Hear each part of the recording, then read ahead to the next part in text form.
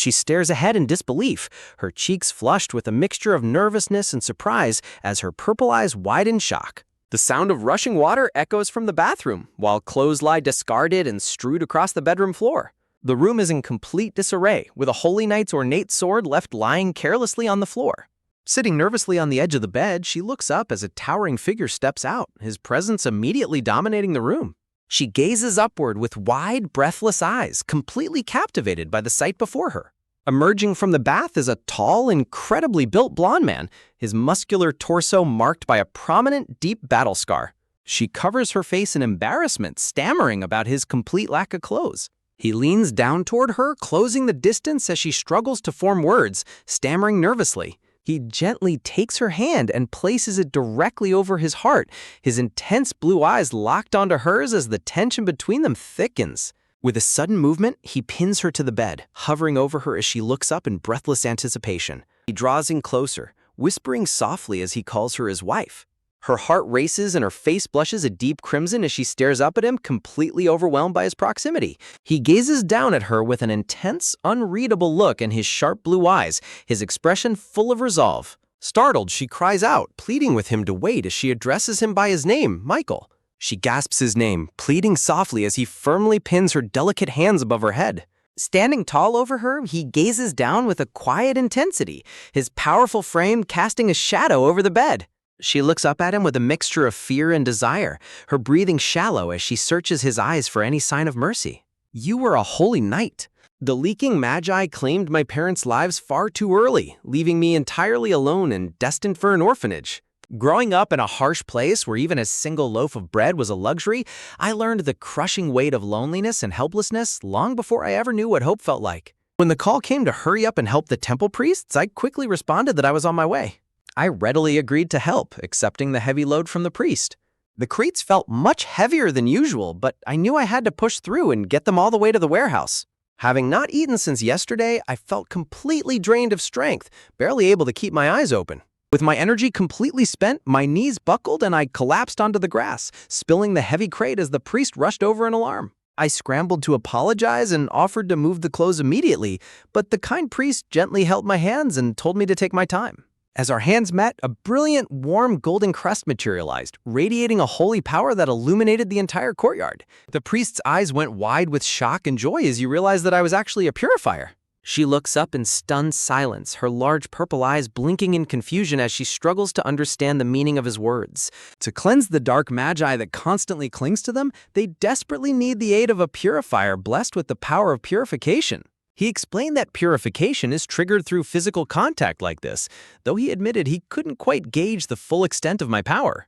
Suddenly, a distinguished elderly noble steps into view behind them, his sharp eyes taking in the scene with keen interest. The priest greeted Count Rhodium, explaining that although it was faint, he had definitely felt the light of purification from the girl. For the first time in her life, a spark of wonder and tentative hope flickers in the young girl's eyes as she looks toward her potential savior. Because of that sudden revelation, I was adopted by Count Rhodium himself, the orphanage's most generous patron. Sitting inside the luxurious carriage, everything felt like an unbelievable dream as I realized my life was finally changing. I could hardly believe that my noble patron, Count Rhodium, was now my adoptive father, leaving me wondering how I could ever properly express my gratitude to him.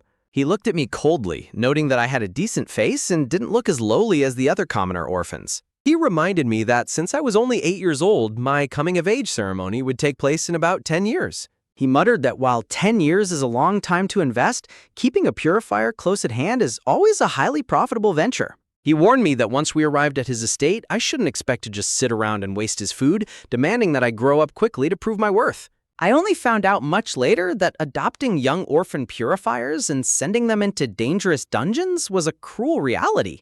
It was nothing more than a popular and highly lucrative investment trend among the greedy nobility. In public, we acted like a perfectly happy family, with me smiling brightly as the dutiful daughter of the benevolent count. But behind closed doors, I was treated like a common maid, forced to labor endlessly while being careful never to leave any visible scars on my body. I tried to convince myself that objects don't think or feel, so they don't have to feel pain either. I tried to become just like a hollow, lifeless porcelain doll, completely numb to the world around me. We were both frozen in absolute disbelief when the shocking truth of my evaluation was revealed. Was my power really the lowest rank? The examiner confirmed that no matter how many times they tested me, the result remained unchanged. Lady Rhodium's purification power was strictly the lowest rank. The atmosphere immediately turned hostile and menacing. The Count's face twisted in silent, dark fury, while I stood beside him, trembling with absolute dread.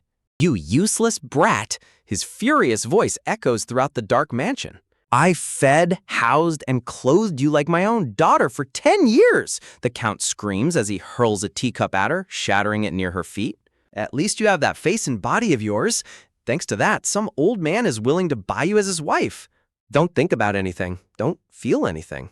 Don't feel anything, she tells herself, completely numb as a sharp porcelain shard cuts into her bare foot. She stares down with tears welling up in her beautiful purple eyes, her cheeks flushed with a mix of embarrassment and dread. "Please, give me 1 year. I'll find a pair to enter the dungeons with and pay you back," she desperately begs. "Who would ever pair up with a lowest rank like you? Even if some fool did, do you think you could earn back what I invested in you?" the Count retorts furiously. "You don't know that? Please, just give me 1 chance. A year? No, even just 6 months," she begs on her knees, clutching his clothes. Count Rhodium looks down at her with a cold, terrifying, and merciless glare, his face cast in shadow. "There's no other way to pay back such a fortune. The night of contracts, held only once a year. I have to find a knight to be my pair here. I'm sorry, but you're just dead weight." Every knight she approaches turns her down, awkwardly slipping away to avoid her. "I expected this, but..." she sighs, standing completely alone in the bustling hall. "It's so hard to find a pair. What should I do?" she mutters in despair, only to be startled by a voice calling out to her. "Yes, I'm looking for someone to be my pair," she stammers, turning around to see a young man smiling warmly. "Ha, is that so?" the man sneers, stepping closer as his rowdy companions follow, causing her to hesitate. "Let's see that face," the thug smirks, reaching out to pull back her hood as she flinches in shock. With a swift yank, her hood slips off, revealing her long white hair and beautiful features. She stands exposed, her cheeks flushed bright crimson as she nervously covers herself, looking incredibly vulnerable. "You may be the lowest rank, but your face and body are top tier. You must have hidden yourself so creeps wouldn't bother you," the thug sneers, leaning in uncomfortably close. "If we only do low-level dungeons and split the loot 99 to 1, I might sign. Oh, and on the condition that you sleep with me," he whispers. How disgusting! I can't believe a thug like him calls himself a knight. It's people like him who give all knights a bad name as gold hunters, she thinks, pulling away in revulsion. But if I can't find a pair like this, I'll be sold off just as the Count planned, without ever seeing a dungeon, she realizes in dread. What should I do? What can I do? She despairs, when suddenly a voice exclaims, "It's Lord Michael!" A towering figure walks in, clad in a pristine white uniform adorned with gold details and a brilliant Holy Cross emblem. "A holy knight, Sir Michael," she whispers in awe. "A holy man who slays monsters solely for justice and to save those in need. I heard he never takes a pair. Why is he here tonight? He's coming this way. Maybe, just maybe," she thinks, her heart hammering against her ribs as he approaches. He might actually accept my request. Hope flares inside her chest like a brilliant holy light. Sir Michael?" she cries out, boldly stepping forward and grabbing his hand as he stops in surprise. "Please, become my pair," she gasps, her face burning with embarrassment as she locks eyes with him. "Please, I'm begging you. I absolutely have to enter the dungeons. I know I'm being incredibly rude, but..." she pleads, holding his hand with a death grip. A heavy, agonizing silence falls over the grand hall as everyone waits for his response. He gazes down at her silently, his sharp blue eyes unreadable as he studies her desperate expression. She begins to tremble violently, her head bowed as the weight of her desperate actions sinks in. "Irene Rhodium, what have you done? Holy knights take a vow of eternal chastity. There's no way he'd agree to such a reckless request," she thinks in despair as tears stream down her face. Tears pool in her wide purple eyes, reflecting her absolute hopelessness. What? Sir Michael finally speaks, causing her to gasp and look up in sheer disbelief. The entire hall erupts into shocked murmurs, and even the thugs who harassed her are left completely speechless. She stands in a complete daze, her heart pounding as she realizes what this means. The most efficient way to purify demonic energy is for contracted pairs to engage in physical intimacy. He looks down at her with a calm, gentle expression, his gaze filled with silent resolve. She stares back at him with wide, astonished purple eyes, barely able to process the miracle unfolding before her. I thought holy knights weren't allowed to be with women. He's only pretending to form a pair to save that poor lady from those thugs. That's Sir Michael for you, so devoted to justice, the onlookers whisper. It'd be one thing if she were a first-grade purifier who could cleanse demonic energy with a single touch, but with a low-ranking one like her, they'll have to sleep together every day. Even the noblest holy knight is still a man, after all. The thugs snicker suggestively. Because of me, Sir Michael has to hear such things, she thinks, feeling a wave of guilt wash over her. Okay, she squeaks, standing nervously beside his powerful frame as she prepares for the path ahead. A carriage sits quietly outside a wooden barn under a breathtaking starlit night sky illuminated by the glowing band of the Milky Way. Excuse me, how much is it to hire this carriage? A voice asks, catching the attention of an elderly carriage driver holding a wooden shovel. Oh my, Sir Michael, the driver exclaims in utter shock as the legendary holy knight steps forward in his pristine white uniform with a young white-haired girl following close behind him. For you, Sir Michael, I'll charge only 10. Please, get right in, the driver says, bowing deeply and gesturing toward the elegant carriage. Please, get in, Sir Michael says gently, prompting the nervous girl to reply, Ah, yes. Sir Michael reaches out and takes her small, delicate hand into his large, gloved hand to help her climb safely into the carriage. He guides her inside with a calm and dignified expression, while she steps up with a beating heart. As she settles in, she looks back over her shoulder, her cheeks flushed with a nervous blush as she looks at the night in awe. The carriage doors close, and the horse-drawn carriage sets off down the dark path under the canopy of trees. Law mandated by the Kingdom Alliance, Sir Michael explains as they sit opposite each other in the quiet, dimly lit interior of the carriage. Ah, so he chose me because of the law requiring a pair to enter, she realizes, her face burning with embarrassment as she stammers. Oh, well, that's... She clutches her dress tightly in her lap, her knuckles turning white as she struggles to confess for the money. Money? Sir Michael repeats, his sharp blue eyes widening slightly in quiet surprise or disapproval. She squeezes her eyes shut, completely mortified as she awaits his reaction. Place to sleep, Sir Michael says coldly, shifting his gaze downward as he rests his hand on his sword. Even just 5. If money is all you're after, she murmurs dejectedly, feeling the vast distance between them in the dark cabin. Then there's no need for you to enter the dungeons. Very well, I will give you 10 of the rewards, he states firmly, sitting in a commanding upright posture. Since I only need a pair in name, there is no need for you to accompany me or purify me, he continues, his back turned to her in a detached manner. What? But the demonic energy in the dungeons! My holy power is enough to withstand it. I have absolutely no need for your assistance, she gasps, stunned by his blunt rejection. So you needn't concern yourself with anything, Sir Michael says with a terrifyingly cold, glowing, blue-eyed stare. She stands there, looking down in deep disappointment and silence as his words sink in. Yes, I understand, she whispers, her face cast in shadow as she accepts the harsh reality. Thank you for granting my request, Sir Michael, she says quietly inside the dark carriage. Please escort the lady to the purifier's quarters, Sir Michael instructs the driver as he steps away into the night, and the driver replies, Yes, sir. Fool, she berates herself, sitting alone in the carriage as it rattles along the dark road. He agreed to form a pair, and he's even given me 10 of the rewards. So why do I feel this way? What on earth was I expecting in that brief moment? Why did I get so excited? She reflects, tears welling up in her eyes as she remembers her past hope. She gazes silently out of the window at the misty, dark scenery passing by. After we became a pair, Sir Michael faithfully kept his word.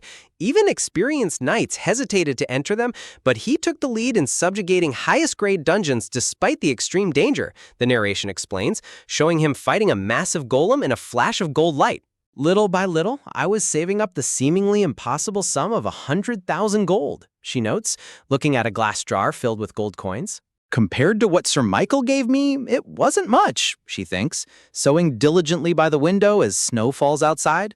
It's so cold today. I wonder if Sir Michael dressed warmly, she wonders, looking out from the castle balcony as she covers her mouth to warm her breath. Ah, it's Sir Michael, she gasps joyfully, her purple eyes sparkling as she spots him from afar. She watches from behind as Sir Michael, wearing a white fur-lined coat, walks through the falling snow with another knight. That alone was, she thinks, clasping her hands together in prayer, looking incredibly beautiful and hopeful amidst the snow. She lies shivering in her bed under a blanket, struggling to stay warm in her cold room. The wide shot shows her curled up tightly on a small bed, shivering from the bitter cold. Sir Michael! A voice screams out, waking her from her sleep in sudden panic.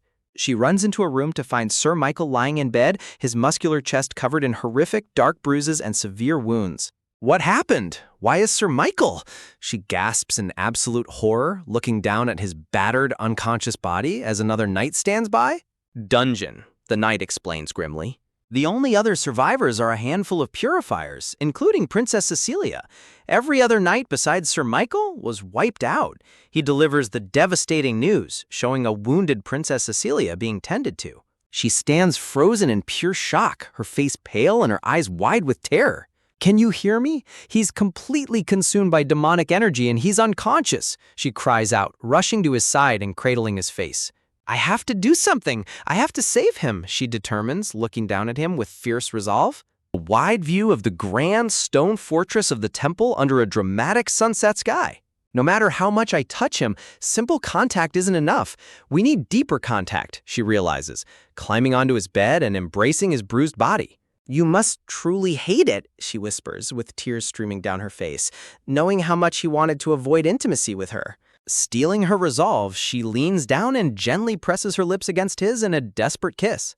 A close-up of their lips meeting as she deepens the kiss to channel her purification power. "Psst," she gasps, her purple eye widening in sudden surprise as she begins the purification process. A man with blonde hair and bandages wrapped around his chest holds a white-haired girl close in an intimate embrace as a dark red aura surrounds them, their eyes locking with intense emotion. 13 years ago, a massive fire consumes a house under a red-lit sky as desperate cries ring out, "Run, Irene, hurry, and you have to survive."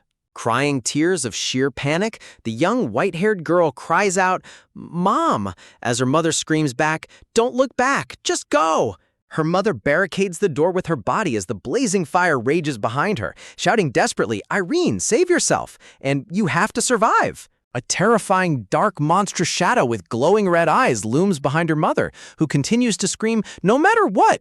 Close-up of the young girl's eyes filled with tears, with the narration explaining, 13 years ago, the one who killed my mother was my father, who was poisoned by the dungeon's demonic energy and turned into a monster," the narration concludes, showing a dark, smoky sky over the burning house. The silhouette of the young girl is shown running desperately down a dark hill as her childhood home burns in the background. The narration explains, when humans are corrupted by demonic energy and fail to receive purification in time, most of them die instantly as their bodies give out, showing a fallen knight in armor. Even if they endure it, they eventually fall and become monsters. Those in the process of corruption, the narration continues, depicting a knight with glowing red eyes as the corruption takes hold. So, even if a knight loses their mind to demonic corruption during a dungeon subjugation, guiding them back to humanity through the light, the narration explains, showing Sir Michael with red-rimmed, bloodshot eyes and minor cuts on his face. In the present, Irene gazes in surprise, calling out, "Sir Michael!" Relief washes over Irene as she smiles with tears in her eyes and wraps her arms around him, saying, "The corruption is still in his eyes, but he's conscious, thank goodness," before whispering, "Micah." Suddenly, Sir Michael pulls her into a passionate and desperate kiss, catching her completely off guard. He deepens the kiss with intense feverishness as Irene weakly murmurs against his lips, "Micah." Clinging tightly to the bedsheets as she is overwhelmed by his touch, Irene gasps, I can't breathe," and whimpers, "Sir." Flushed and tearful, she gasps for air during their passionate embrace. Sir Michael hovers over Irene on the bed, pressing her down as she gasps out in disbelief, "Sir Michael?" Shirtless and heavily scarred, Sir Michael stares down at her with glowing red, feverish eyes, causing her to worry, "Oh no." Irene lies flat on her back on the bed, looking up with wide, tear-filled purple eyes in complete shock and vulnerability. Sir Michael hovers over her with a flushed, sweating face as she weakly pleads, "Please, slow down." A close-up of Irene's crying eyes is shown, with her inner thoughts reading, "I had no time to feel the pain of my chapped, torn lips, or to even process the weight of my first kiss." Holding her close in a tight, desperate embrace, the narration continues. "As he pressed into me, completely out of his mind, I repeated to myself through the pain that I had to save him." Sir Michael clings to her neck and shoulder feverishly. As the narration notes, "He clung to me desperately, as if being apart for even a second would kill him." Exhausted and barely conscious, Irene lies beneath him as the narration explains, "My body couldn't take it. I repeatedly passed out and woke up until my sense of time and space was completely numb."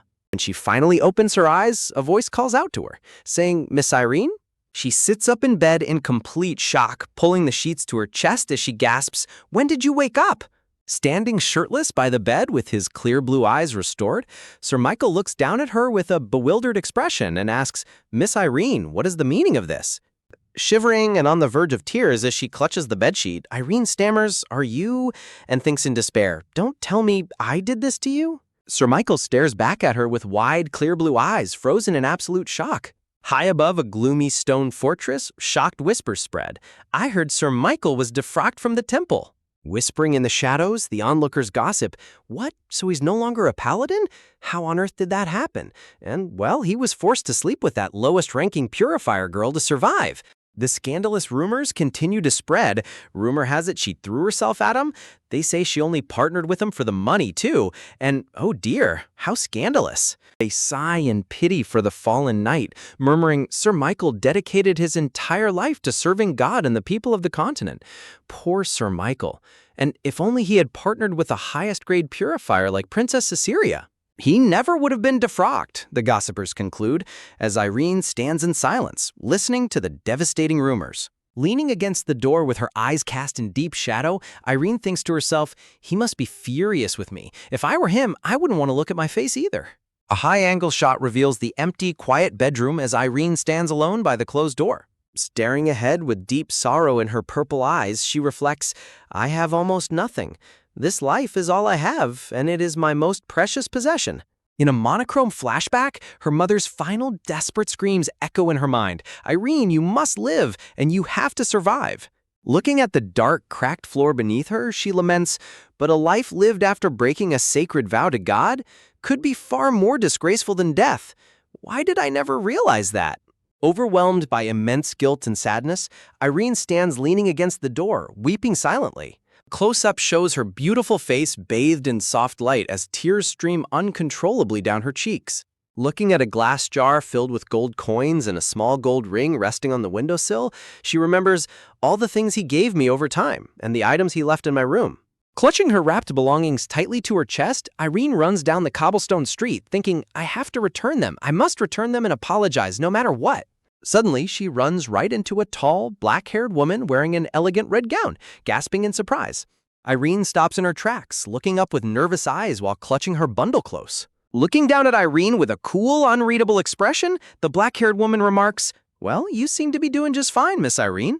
Irene's purple eyes widen in sudden, startled realization as she recognizes the noblewoman before her.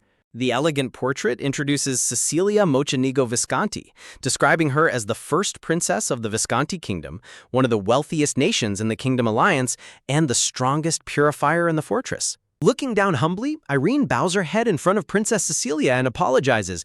"I am truly sorry, Princess," knowing that normally she is far beyond her reach. Princess Cecilia looks on with a cool, mocking smirk as she lets out a quiet sigh. Pointing out towards the horizon, Princess Cecilia asks, "Do you see that low-grade dungeon over there?" Looking back at the worried white-haired girl, Princess Cecilia urges, "Go on in, the monsters should all be cleared by now," leaving Irene to gasp in sudden surprise. Clutching her belongings, Irene walks down the desolate stone path and heads straight toward the dark entrance of the dungeon. Princess Cecilia and her maid look on from the balcony with cold, scheming smiles as they watch Irene walk away. Stepping into the dark, eerie cave, Irene nervously calls out, "Sir Michael, are you here? Sir Michael?" Walking deeper into the cold cavern, she notices a massive shadow looming on the wall and thinks to herself, "That's strange." Looking at the scattered wooden crates and debris, Irene thinks, "What's this? Only empty boxes and random junk are lying around." As a pair of glowing red eyes suddenly appears in the darkness. Suddenly, a massive dark silhouette grabs her arm, causing her to drop her gold and gasp in sheer terror. "Sir Michael?" Frozen in pure shock, Irene stands completely defenseless before the terrifying dark monster looming directly in front of her. In the sudden chaos of the attack, the glass jar filled with her gold coins falls off the edge of a wooden crate. The glass jar shatters completely against the hard cave floor, scattering her gold coins everywhere as her life is cut short by a monster's attack. As her consciousness fades, memory fragments of a shattering doll swirl around her alongside a harsh, echoing voice. And then, "Are you listening to me, you useless girl?" In a sudden flashback, the furious Count points his finger and shouts at her, "Where are you looking? Are you ignoring me?" Irene's purple eyes widen in absolute disbelief and shock as she struggles to comprehend her surroundings. Sitting upright in a luxurious, brightly lit bedroom, Irene clutches her pounding chest and wonders in utter confusion, what in the world is happening? As the Count stands angrily by his desk, Irene looks down at a shattered teacup on the floor, realizing, I know I died in that dungeon. Did I go back to the past? Am I? Looking down at her palm, she is startled to see a small, glossy black stone with the number 5 engraved on it. Holding her breath, Irene touches her collarbone, overwhelmed by the realization of her sudden return to the past. Riding inside a moving carriage, Irene gazes out of the window with wide, tear-filled eyes as she weakly whispers, "Ah." Watching the familiar stone towers of the fortress appear under a warm sunset sky, she reflects, I can already see the fortress of the Kingdom Alliance. To think I'd end up back here again. A close-up reveals Irene's stunning, bright purple eyes filled with a mixture of disbelief and growing determination. Recalling her previous life, she remembers, so just like before, I begged the Count for 6 months of time, then went to my room and waited for death to take me. A framed portrait depicts the quiet, dark bedroom where her past self lay peacefully on a blue-patterned bed, waiting for the end. The scene shifts slightly as a soft morning light begins to stream into the quiet bedroom, illuminating the bed. With the gentle sound of birds chirping outside, bright morning sunlight fully bathes the room. Sitting up in bed in complete shock, Irene touches her neck and gasps in bewilderment. Huh? Why am I not dying? Suddenly, the bedroom door is thrown open with a loud bang as the maids burst in, shouting, Lady Irene! Standing at the doorway, the maid demands, hurry up and eat, then come down to help with the dishes, to which Irene can only respond with a soft, ah, yes. As they walk away, the maids gossip quietly. She's the lowest rank. How could she? While the other replies, who knows? Left alone in her room, Irene takes a bite of the bread, chewing quietly as she tries to process her unbelievable situation. She recalls how cold everyone was to her, remembering the butler who tossed my bags, telling me to hurry up and leave, was the same, and the coachman who grumbled about driving all the way to the fortress was the same. Sitting inside the carriage, Irene clutches her dress tightly and thinks, everything is exactly the same, and a week has already passed. Tonight is the night of the covenant. I really am the only one who returned to the past. The pain of my flesh and bones being torn by the monster's claws is still so vivid. Casting her eyes down with deep sorrow and regret, she falls into a heavy, silent reflection. Remembering the betrayal that led to her death, she thinks, Princess Cecilia clearly told me that the monsters in the dungeon had all been cleared, and that Sir Michael would be inside. Stealing her resolve, Irene reaches into her bag and begins to rummage through her belongings. Pulling out the mysterious black stone, she looks at it intently and realizes, when I opened my eyes, I was holding it in my hand here in the past. She remembers the lore of the dungeons. Usually, low-grade dungeons only have worthless rewards matching their rank, but on very rare occasions, rare artifacts from a highest-grade dungeon can appear. An artifact. She recalls the legendary properties of these items, like a gem that lets you breathe underwater, a ring that glows brightly enough to light up a room, or a necklace passed down as a royal treasure that slows the wearer's aging. Staring at the stone in her hand, she wonders, I thought it was just a useless piece of junk that no one wanted. Could this be that kind of artifact too? An adorable, chibi-style drawing shows Irene holding the black stone close to her chest, looking cute and slightly sheepish. Inside the carriage, Irene diligently writes on a scroll, noting, I wrote down everything I could remember about the future before leaving for the fortress, the timing of dungeon appearances, rewards, monster attributes, and traits for the next year. Looking out at the sunset with absolute focus, she calculates, if the dungeons appear exactly as I remember, even if I end up with an unfavorable contract tonight, I can easily pay back 100,000 gold by selling the artifact. A close-up of her vibrant purple eye highlights her intense concentration as she commits her plans to heart.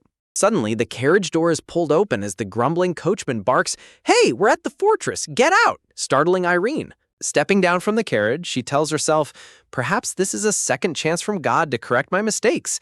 If so, I will never make the mistake of pairing up with Sir Michael again. Pulling her dark hood over her head, she glares forward with fierce, unyielding determination and vows, I won't live like a fool anymore. A wide, majestic view of the stone fortress of the temple standing grandly under a starry night sky and a glowing full moon. Keeping her face hidden, Irene slips into the bustling hall of the fortress and observes, Good, the attendees are the same too, nothing has changed. Looking around the crowd to find a new partner, she thinks, and has at least some interest in forming a contract with me, but above all, anyone but Sir Michael. There he is! Irene spots the brown-haired knight laughing and talking with his companions in the grand hall. He is the very knight who harassed me on the night of the covenant in my previous life. Back then, I thought he was nothing but a lecherous fool, but he proved to be a powerful fighter who managed to survive even a year later. This time, I might be able to use his weakness for women to my own advantage. That is exactly why I dressed up a bit more carefully for tonight than I did in my previous life. In my past life, he approached me while I was wearing a simple hood, so if I just let him catch a glimpse of my silhouette nearby, he will definitely take the bait. All I need is for him to take the bait this time. Just as expected, he approaches me and asks, "Hey there, purifier lady, are you looking for a partner?" He took the bait. Keeping my composure, I respond, "I have already spoken with several knights, so I haven't made a final decision yet."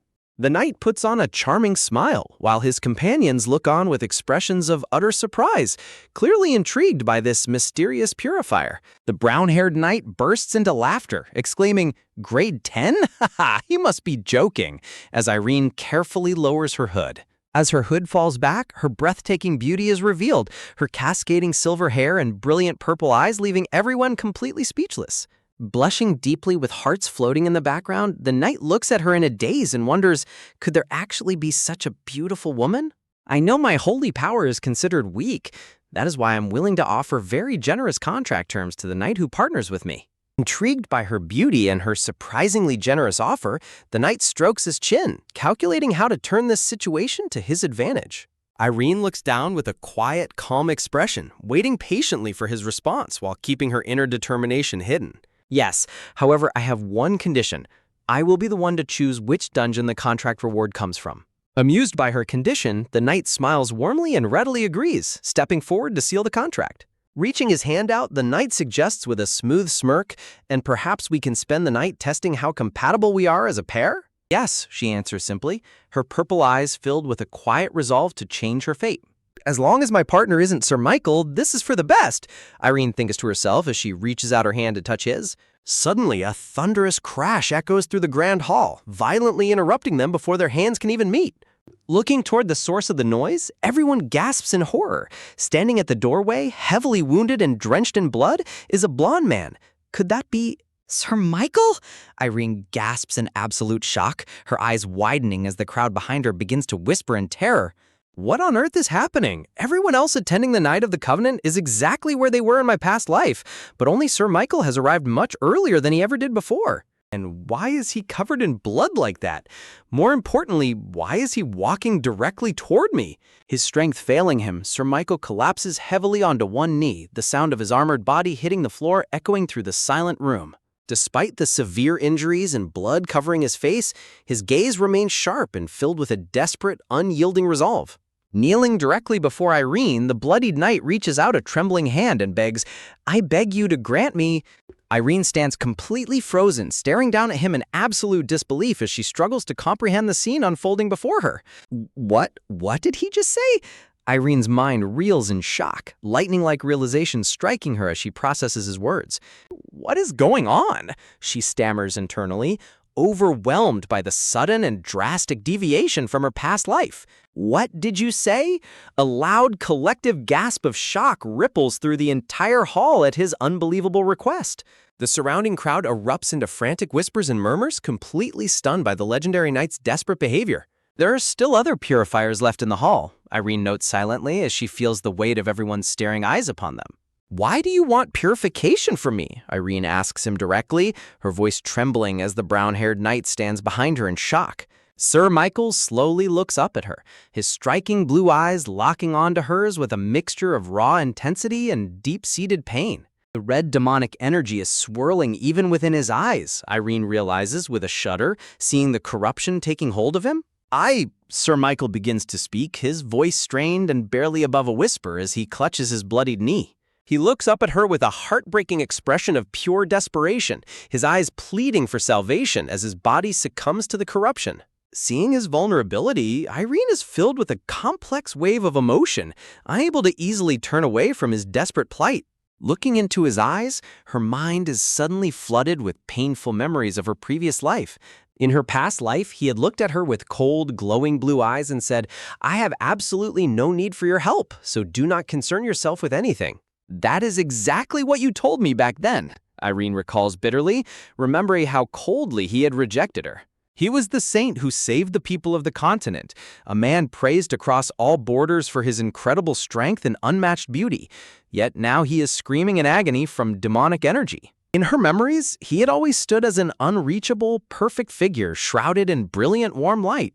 And he was the one who saved me, my knight, she remembers, recalling how he once held her close in his arms.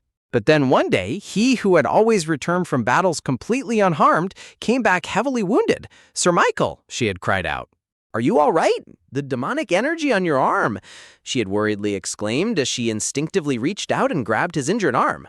Without warning, he had violently pulled his arm away from her grasp, rejecting her touch completely. "You roughly shook me off," Irene remembers, the painful sting of his rejection still fresh in her mind as she stood there shocked. "And in those cold blue eyes of yours, I saw nothing but contempt and disgust." Irene recalls the painful final moments of her previous life, remembering how Sir Michael coldly told her he was fine and commanded her to step aside as he returned to the temple. She reflects on how the very arm that had once pushed her away eventually held her tight, reminding her of how desperately he had needed her in the end. Looking back at their intimate bond, she remembers weeping in his embrace, burdened by the realization that she could not lie to God. Her love for him was a double-edged sword, always leading to deep self-reproach, regret, and sorrow. She remembers how painful it was to love him, a love that made her feel deeply ashamed and disgusted with herself. The memory of those times weighs heavily on her mind, recalling just how incredibly hard it was to bear that suffering. Standing in the present, Irene is left visibly flushed and conflicted, her purple eyes wide with a mixture of sorrow and confusion. She realizes that her acting differently in this life must have caused Sir Michael's actions to change as well, wondering if this is a test from God. Staring down at the kneeling, bloodied knight, she tells herself to get a grip, knowing there is no way he would have asked to pair up first in her past life. She commits to her resolution, reminding herself that it is best for both of them if their paths never cross again. She prepares to speak, steeling her resolve to reject him. Standing before the wounded knight with the brown-haired companion close by, Irene readies herself to deliver her final decision. Sir Michael looks up at her, advising her with a bloody, determined face that she will easily be able to pair up with a purifier much stronger than him. Suddenly, before she can turn away, Sir Michael reaches out and firmly grabs her wrist with his dirt-stained, bloodied hand. He stands up abruptly and pulls her close, flatly refusing to let her go as Irene looks at him in complete shock. Locking his intense gaze onto her, Sir Michael desperately confesses, "I need you." He continues to hold her tightly, pleading with his eyes as he insists that it absolutely has to be her. Startled and uncomfortable, Irene struggles against his grip and pleads, "Please let go of my hand." Suddenly, a striking dark-haired woman in a black gown steps forward with a radiant smile, introducing herself as Princess Cecilia Visconti. Sir Michael turns his bloodied face toward the newcomer, caught off guard by her sudden intrusion. Irene looks on in absolute shock, instantly recognizing the woman as the princess. Flashback reveals Princess Cecilia a year ago in the Visconti kingdom, her red eyes shining with cold determination. In the royal palace, Princess Cecilia's brother welcomes her warmly as she elegantly walks down the stairs. They discuss the geopolitical landscape, noting that the king is deeply worried about the recent talks between the Kingdom Alliance and the Temple. Looking over a tactical planning board, her brother confirms their concerns, highlighting the threat posed by the commander of the Holy Knights, Michael. He explains that Michael's strength has allowed the fading temple to grow enough to threaten the alliance, and that the new dungeon pairing law is designed to keep him in check. Her brother notes that since forming a pair naturally forces a knight to break their vow of purity, the alliance plans to exploit this. They stand on the balcony at sunset, conspiring to use the new pairing law to completely tarnish Sir Michael's honor. Her brother suggests that with Cecilia's incredible purification powers, Sir Michael will have no choice but to choose her as his partner. With a sinister grin, he commands her to bring Michael over to their side and secure his recruitment before any other kingdom can grab him. He hands her a blood-splattered dagger, warning her that if Michael's faith is too unyielding or if he tries to join another kingdom, she must kill him. They discuss how Michael has been a constant nuisance, smuggling every rare artifact he finds in the dungeons back to the temple. Princess Cecilia smiles cunningly to herself, confident in her ability to handle the mission. She agrees to her brother's dark demands, promising to gladly carry out the task. Back in the present, Cecilia silently reflects that while she gave her brother her word, she had no intention of partnering with Michael if he wasn't her type. Seeing him in person, however, she is completely captivated, realizing he is even more beautiful and powerful than she had imagined. She notes that while Michael managed to slip away from her clutches before, he can no longer escape now that the dungeon laws have been revised. Stepping closer to the pair, Cecilia confidently offers to become Michael's partner, knowing he needs a powerful purifier. Irene is deeply relieved, thinking that partnering with Princess Cecilia is for the best and will save Michael from being defrocked. Believing this is the perfect opportunity to slip away unnoticed, Irene prepares to leave when she suddenly feels a strange sensation. Cecilia smugly boasts that with her purification power, even minimal contact will suffice, but is suddenly interrupted by a sudden change in the atmosphere. A blinding, thunderous burst of brilliant white light suddenly erupts between Michael and Irene, completely engulfing the room. The surrounding crowd gasps in sheer amazement as a magnificent light of purification shoots out from Michael's and Irene's touching hands. Irene is thrown back in shock, her hair whipping wildly as she wonders how this is possible when she didn't even activate her purification power. She realizes her low purification power shouldn't be capable of producing such an incredibly intense light, leaving her completely baffled. Sir Michael's blue eyes widen in shock and relief as the pure white energy completely washes away the red demonic corruption from his face. Suddenly, Irene is hit by a wave of intense dizziness, realizing she has pushed her purification power far past its limit. Losing her strength, Irene's vision begins to fade as she starts to swoon and pass out. Just as she begins to fall backward into unconsciousness, a strong, reassuring hand reaches out to catch her. Before she completely blackouts, Irene catches a final glimpse of Sir Michael gently catching her in his arms, a memory that lingers as her senses fade. Irene recalls Sir Michael's voice faintly echoing in her mind as she faded into unconsciousness, looking up at his deeply troubled face.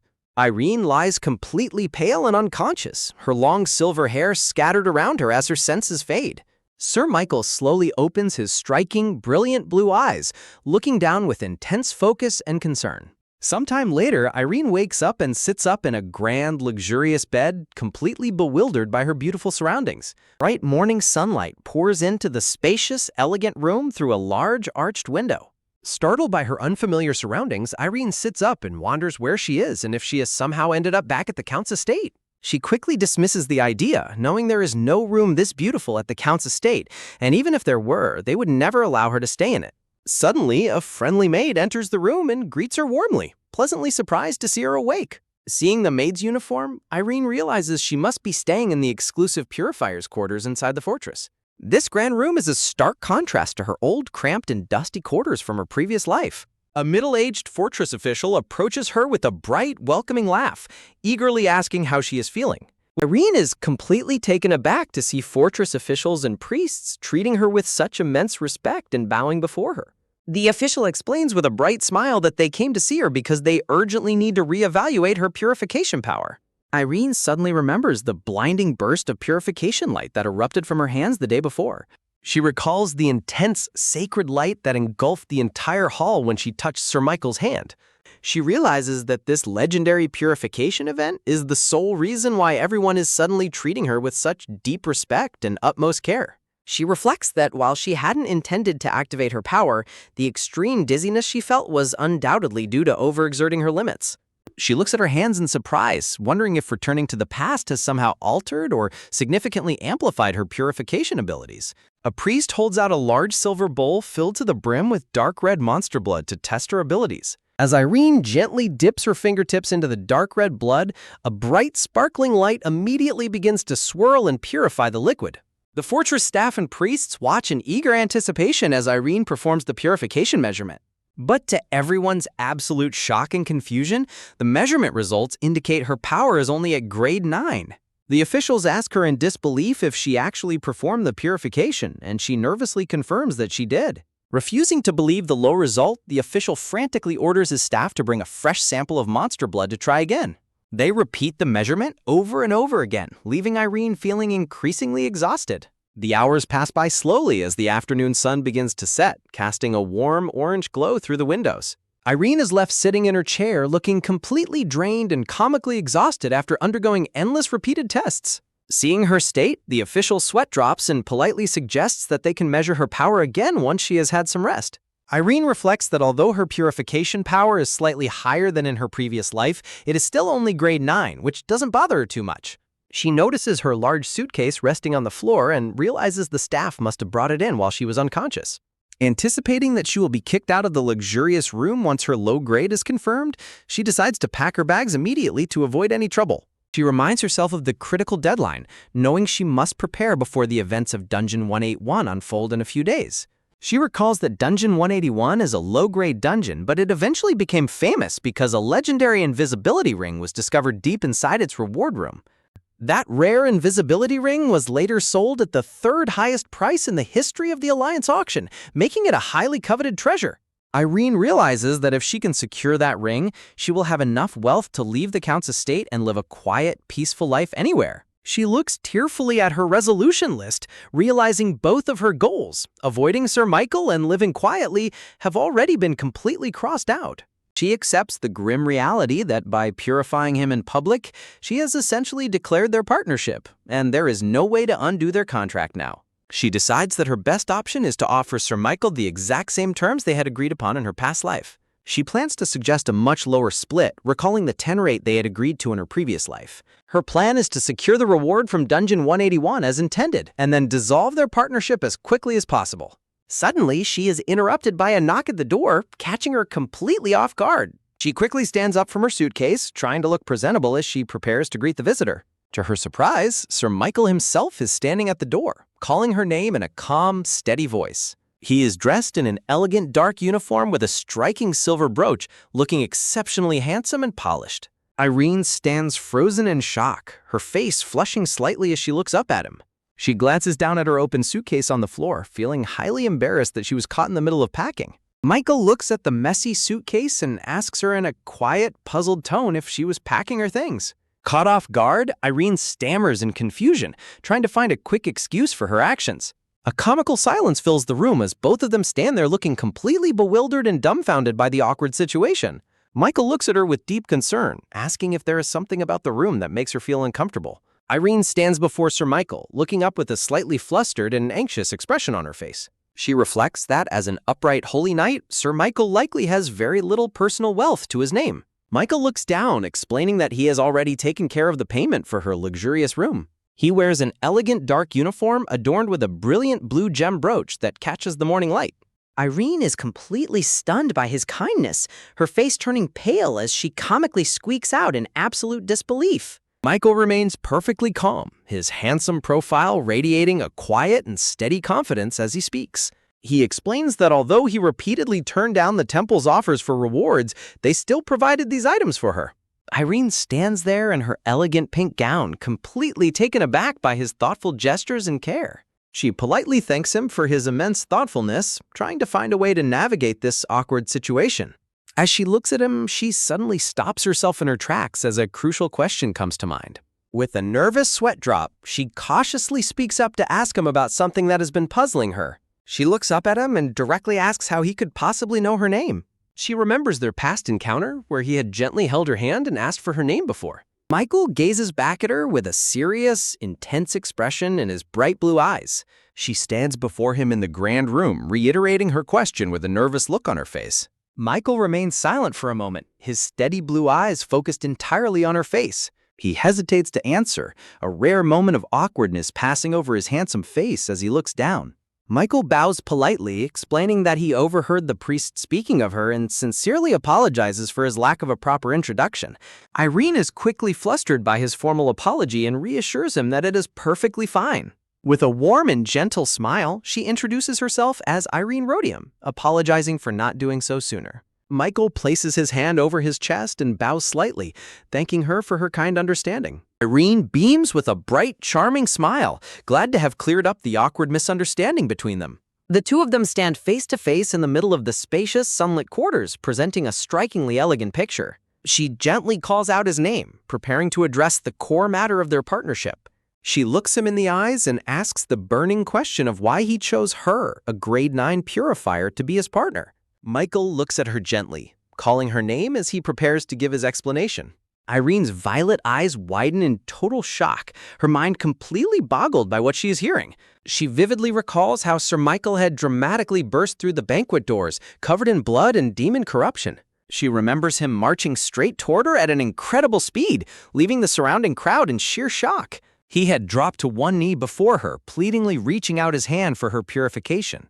She sweat drops comically, thinking that it would be far too embarrassing to ask him about it if she is simply imagining things. She laughs it off nervously, trying to convince herself that she must have made a mistake in her assumptions.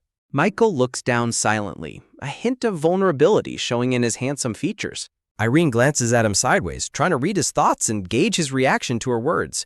Michael remains quiet, his golden hair framing his face as he contemplates his next words. Irene feels her heart flutter slightly as she looks at his exceptionally handsome profile. The contrast between her simple slippers and his polished leather boots highlights their differing social standings. She stands frozen, her cheeks flushing a warm pink as a heavy silence fills the room. She tightly clasps her hands together, reminding herself that she only has to endure this for a few more days. She focuses her determination on securing the legendary invisibility ring to achieve her freedom. Irene takes a deep breath and calls out to Sir Michael, ready to propose her business terms. Michael tells her to speak freely, giving her his full attention with a gentle look. She acknowledges his high status, noting that as the commander of the Temple Knights, his actions are always under a spotlight.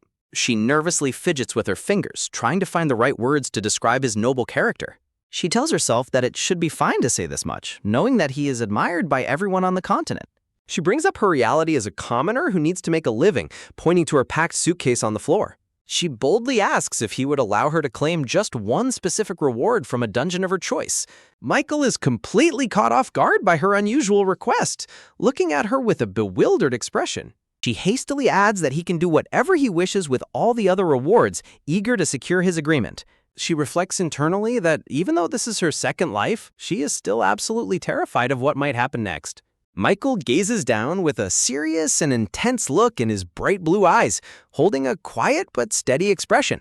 Irene looks back up at him with wide, surprised violet eyes, completely frozen by his sudden presence. A flustered silence fills the room as Irene stammers in complete shock, her cheeks flushing a warm pink. Michael remains standing before her, his posture calm and formal as he prepares to speak, saying, "Then?" Outside the window, a beautiful crescent moon glows in the starry night sky as Irene reflects, perhaps it was because his warm words lifted a heavy burden from my heart. Irene sleeps deeply and peacefully under the soft covers, thinking, or perhaps it was the feel of the soft, warm blankets I had never experienced before. Days later, inside a grand and towering library, the receptionist hands Irene a scroll and says, "Here is the list of new dungeons reported by the scouts this past week." The receptionist adjusts her glasses and helpfully asks, "Like the list of existing dungeons as well?" Irene smiles brightly and gratefully responds, "Yes, please." As Irene walks through the busy archive room reviewing the documents, she quietly notes, "But they seem to be the same so far. What?" Suddenly, someone bumps into Irene from behind with a heavy thud, catching her completely off guard. Irene's purple eyes widen in shock as she loses her balance, desperately crying out, "Wait!" She tumbles forward, crashing onto the cold floor of the archives. Frantic voices echo as someone calls out, "What was that?" Followed by a hurried apology, "Oh my, Irene, I'm so sorry." Irene sits on the ground, looking up with a stunned and dazed expression. The brown-haired girl leans over her with an anxious look, stammering, "I was so excited to see you that I rushed over and bumped into you. Are you—" Suddenly, a sinister smile spreads across the girl's face as her eyes gleam maliciously, asking in a dark tone, "Want me to help you get up?" Irene looks up at her, sensing the chilling shift in the girl's attitude as a tense silence fills the space. Elsewhere, a sunny and beautiful garden is shown as a voice calls out, "Over here!" Under a luxurious blue canopy, several elegant noblewomen are gathered for a high society outdoor tea party. A dark-haired noblewoman in an elegant dress smiles gracefully while holding her teacup, saying, "Of course, whether your maid stands before the table of noble ladies, looking extremely tense and nervous." The noblewoman smiles with polite curiosity as she addresses the nervous maid. The maid shifts uncomfortably, listening to the lady's demanding request. "Everything you know about her. I want to know why Sir Michael." The noblewoman's eyes flash with a dark, sinister red glow as she grins maliciously over her teacup, asking, "Choose a woman like Irene Rhodium as his pair." The brown-haired woman, Wilhelmina, stands before the ladies, replying, "What kind of person is Irene? Well, Irene is—" Against a dark backdrop of thorny vines, Wilhelmina begins her explanation. "Irene Rhodium, she's an orphan like me, 2 years younger." Wilhelmina continues her story, detailing Irene's background, and a purifier adopted by Count Rhodium, who owns the vast fiefdom next to my family, the Barony of Montrose. In a flashback, a young Wilhelmina watches with bitter resentment as Count Rhodium introduces young Irene to her family, thinking, "I hated her from the moment I saw her, but my father forced me to be her friend to stay on the Count's good side." Young Irene smiles warmly and reaches out, introducing herself. "Oh, hello. I hope we can be friends, Wilhelmina." Young Wilhelmina stares back with a cold, piercing glare, noting, "For years after that." Wilhelmina recalls watching Irene being showered with affection by the Count, while her own father neglected her, fueling her envy. Wilhelmina looks bitterly at Irene, thinking, "Every time I saw her miserable face, it made my skin crawl. It irritated me to no end." She reflects on their difference in status with burning jealousy, "When I am only a baron's daughter." In another memory, young Irene eagerly runs toward Wilhelmina, holding a beautifully decorated cake. Irene presents the treat, calling out happily, "Cake, I know you!" Irene beams with a bright smile as she offers the strawberry cake to Wilhelmina. Wilhelmina stares down at the cake with a cold, disgusted expression. Irene looks shocked and hurt by Wilhelmina's cold reception, explaining, "I specifically asked the Count for this." Wilhelmina violently slaps the plate away, screaming, "You expect me to eat your scraps?"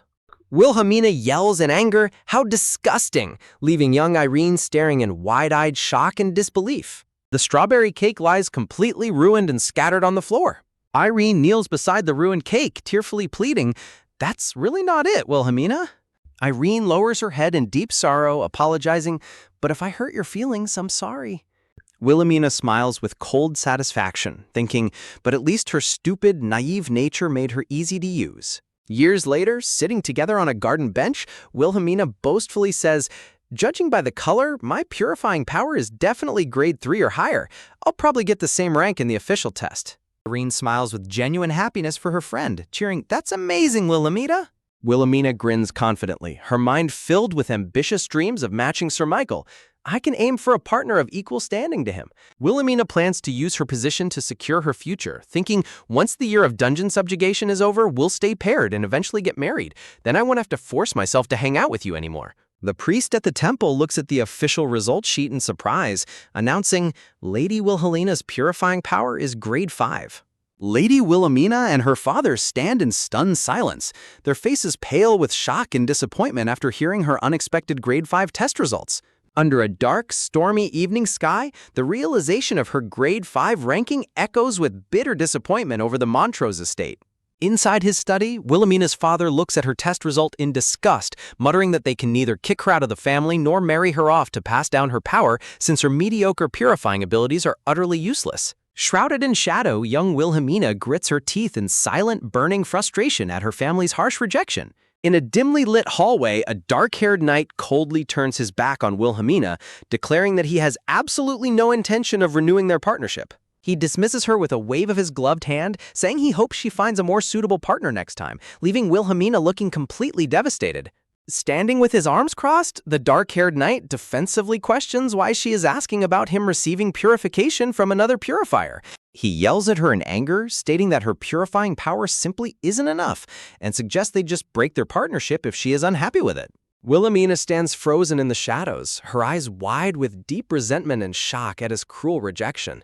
The elegant Princess Cecilia smiles gracefully against a dark floral background, as Wilhelmina recalls being summoned by her in the year Irene formed a partnership. The blue-haired noblewoman sits with her arms crossed, watching the exchange with a stern and cold expression.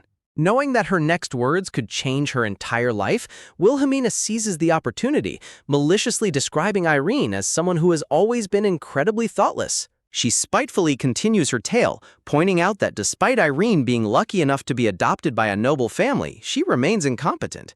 Princess Cecilia chuckles maliciously behind her hand, amused by the gossip, as Wilhelmina adds that Irene must have used dirty trickery. An image of a severely scarred hand and arm covered in dark red lines of demonic corruption is shown.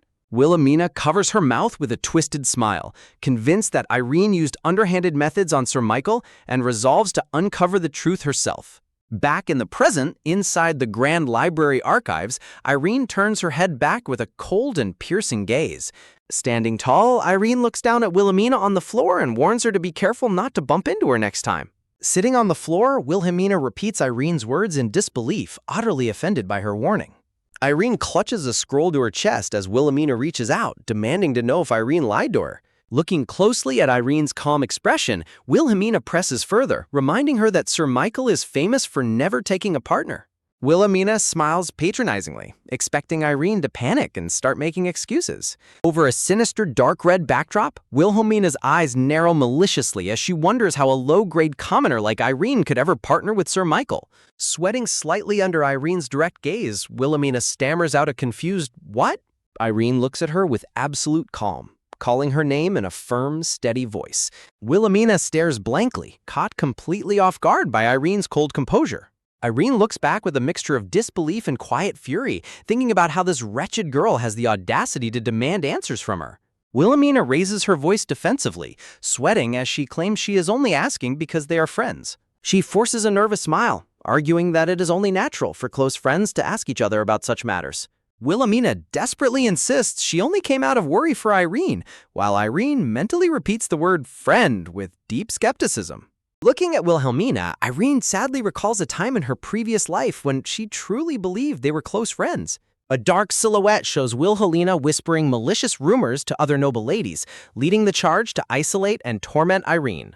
In the present, Wilhelmina stands clutching her chest, looking incredibly tense under Irene's intense gaze. Irene remembers when Wilhelmina sat beside her on her bed, comforting her with a fake sweet smile while subtly suggesting she should have been Michael's partner instead. Irene vividly recalls Wilhelmina pleading with tears in her eyes, begging her to introduce her to Lord Michael so she could purify him too. Wilhelmina's face in the memory twists into a dark, manipulative grin as she claims it would make things much easier for Irene. Looking at the memory of a ruined strawberry cake on the floor, Irene reflects on how she once believed that simple devotion was enough to share a true friendship. Irene's beautiful purple eye is shown in a close-up, filled with the painful wisdom of her past life. Irene looks away coolly and says she isn't really sure why Michael chose her either. She walks past her former friend, advising that Wilhelmina should focus on herself instead of prying into other people's partnerships. Left behind in the archive hallway, Wilhelmina stands with a flushed face and gritted teeth as onlookers whisper about her. Refusing to back down, Wilhelmina suddenly grabs Irene's wrist, frantically claiming that the archive is not the best place to talk. Wilhelmina violently drags Irene away toward her room, ignoring Irene's shocked protests to wait. From a high angle, Wilhelmina is seen pulling Irene down the grand checkerboard floor of the library as someone calls out her name in surprise. Irene gasps in sudden pain as she is forcefully pushed against the wall of a quiet hallway. Wilhelmina pins Irene against the wall in the secluded area, demanding to know the truth behind her partnership with Lord Michael. Irene yells back in frustration, telling Wilhelmina to let her go and repeating that she honestly does not know the reason. Wilhelmina yells back in absolute disbelief, claiming that Irene's explanation makes absolutely no sense. Her expression turns wild as she desperately rationalizes that there must not be any special reason, since someone as wretched as Irene could never deserve Lord Michael. In her twisted mind, Wilhelmina smiles smugly as she imagines herself walking arm in arm with the prestigious Sir Michael instead of Irene. Wilhelmina glares with deep envy and resentment, thinking about how Irene acts high and mighty just because she managed to secure a partnership with a powerful man. Caught off guard by Wilhelmina's sudden hostility, Irene looks at her former friend with a mixture of shock and confusion. Wilhelmina violently pins Irene against the wall, claiming she is acting out of concern for Irene's safety, only for someone to suddenly grab her wrist from behind. Sir Michael suddenly appears, stepping in to protect Irene by grabbing Wilhelmina's wrist to halt her aggressive behavior. Michael stares down coldly at Wilhelmina, demanding to know what business she has with his partner. Both Wilhelmina and her companion freeze in absolute terror, trembling under Michael's intimidating glare. Stuttering in panic, Wilhelmina tries to find her voice to explain her presence to the legendary knight. Wilhelmina nervously forces a polite tone, sweating as she asks Lord Michael what brings him all the way to this secluded hallway. Michael ignores Wilhelmina entirely, turning his full attention to Irene as she looks up at him in surprise. Inside her room, Irene asks about the items Michael mentioned, while he explains that they are waiting inside for her. Irene's jaw drops as she opens the door to find her room completely filled with dozens of elegant gift boxes and luxurious trunks. Irene stares at the overwhelming mountain of gifts in complete disbelief, her eyes wide with astonishment. The chest contains 12 gorgeous dresses crafted with exquisite detail by the continent's top 3 tailors. Among the gifts are 5 luxury fur coats, elegant gowns, fluffy slippers made of premium monster wool, and satin ribbon shoes. Beautifully crafted heels adorned with ribbons and delicate lace patterns sit alongside cozy, soft slippers. An incredibly magnificent golden necklace studded with massive purple gemstones sparkles brilliantly. Exquisite cosmetics formulated with rare glacial water sourced from high-grade dungeons are presented in stunning crystal bottles. A beautifully detailed orange perfume bottle glows in the light, representing another high-grade luxury item gifted to her. Holding her head in utter panic, Irene wonders why on earth Michael would send her such high-grade aromatic recovery oils and expensive luxuries. Seeing her distressed reaction, Michael looks slightly worried and asks her if she doesn't like the gifts he chose. Sweat dropping in a comical chibi style, Irene desperately assures him that they are useful, but notes that they are far too lavish for her current needs. Michael smiles warmly at her, gently insisting that she simply accept them all, leaving Irene completely speechless. Under the soft light, Michael looks down at Irene with a remarkably gentle, reassuring expression. A beautiful full moon shines brightly over the grand stone fortress during a quiet, serene night. Reflecting on the event, Irene sighs as she remembers accepting the gifts because of Michael's earnest expression, wondering when Wilhelmina even managed to slip away. Wearing her simple indoor shoes, Irene sits quietly at her room's table, surrounded by the extravagant gifts. A glittering crystal chandelier hangs from the ceiling, casting a warm glow over the luxurious bedroom. Feeling out of place amidst such high luxury, Irene sits uncomfortably on a simple wooden maid's chair instead of the plush sofas, unable to bring herself to touch any of the fine items. Resting her head on her arms, Irene looks on pensively, questioning how her life shifted so quickly towards such opulence. She recalls her previous life where she was so desperately indebted to the Count that she couldn't even afford a winter blanket, leaving her shivering through freezing nights. Back then, the brutal winter cold was so severe that entering a dungeon actually felt warm by comparison. Knowing Michael was uncomfortable with her in her past life, she had still begged him desperately to let her join him in the dungeon just to escape the freezing cold. Michael had demanded nothing from her, and she had quietly followed him, content just to watch his back. She remembers walking in the shadows behind him, wishing the dungeon raid would last just a little bit longer so she wouldn't have to return to her freezing room. However, upon reaching the reward room, the painful cold in her body drove her to lose her composure and desperately snatch a glittering red gemstone. Michael had turned back in stern disapproval, reminding her that dungeon rewards must be auctioned and sent directly to the temple. Crying and trembling with guilt, Irene had clutched the gem to her chest, apologizing while thinking that it was her only hope to buy a warm cotton quilt. Michael had stared at her, his expression softening with sudden comprehension of her miserable, freezing condition. After a long, silent pause, Michael had looked at her with a mixture of pity and quiet understanding. He had softly told her to keep it, leaving Irene crying tears of profound relief as she held the precious red gem. Remembering his heavy sigh, Irene reveals that she felt too guilty to ever sell the gemstone for a quilt, opting instead to hide it safely in a glass jar. Looking at the dungeon assignment board, Irene resolves that once she secures the invisibility ring from Dungeon 181 today, she will finally have no reason to remain at the fortress. The sun rises over a breathtaking view of active dungeon portals nestled among the rocky cliffs, signaling the start of the raid. An announcer rings a brass bell, loudly declaring that the first dungeon subjugation will officially begin in 1 hour. Irene stands confidently on the castle terrace, dressed in stylish and practical exploration gear, looking ready for the raid. Sir Michael prepares for the subjugation, his gaze sharp and determined. A close-up shows the exquisite, high-grade silver and blue gem brooch pinned to Michael's white uniform. The bell tower chimes loudly through the clear blue sky, urging the crowds of adventurers to clear the way. Enthusiastic knights ride their horses through the fortress gates, eager to make a strong showing in the first subjugation.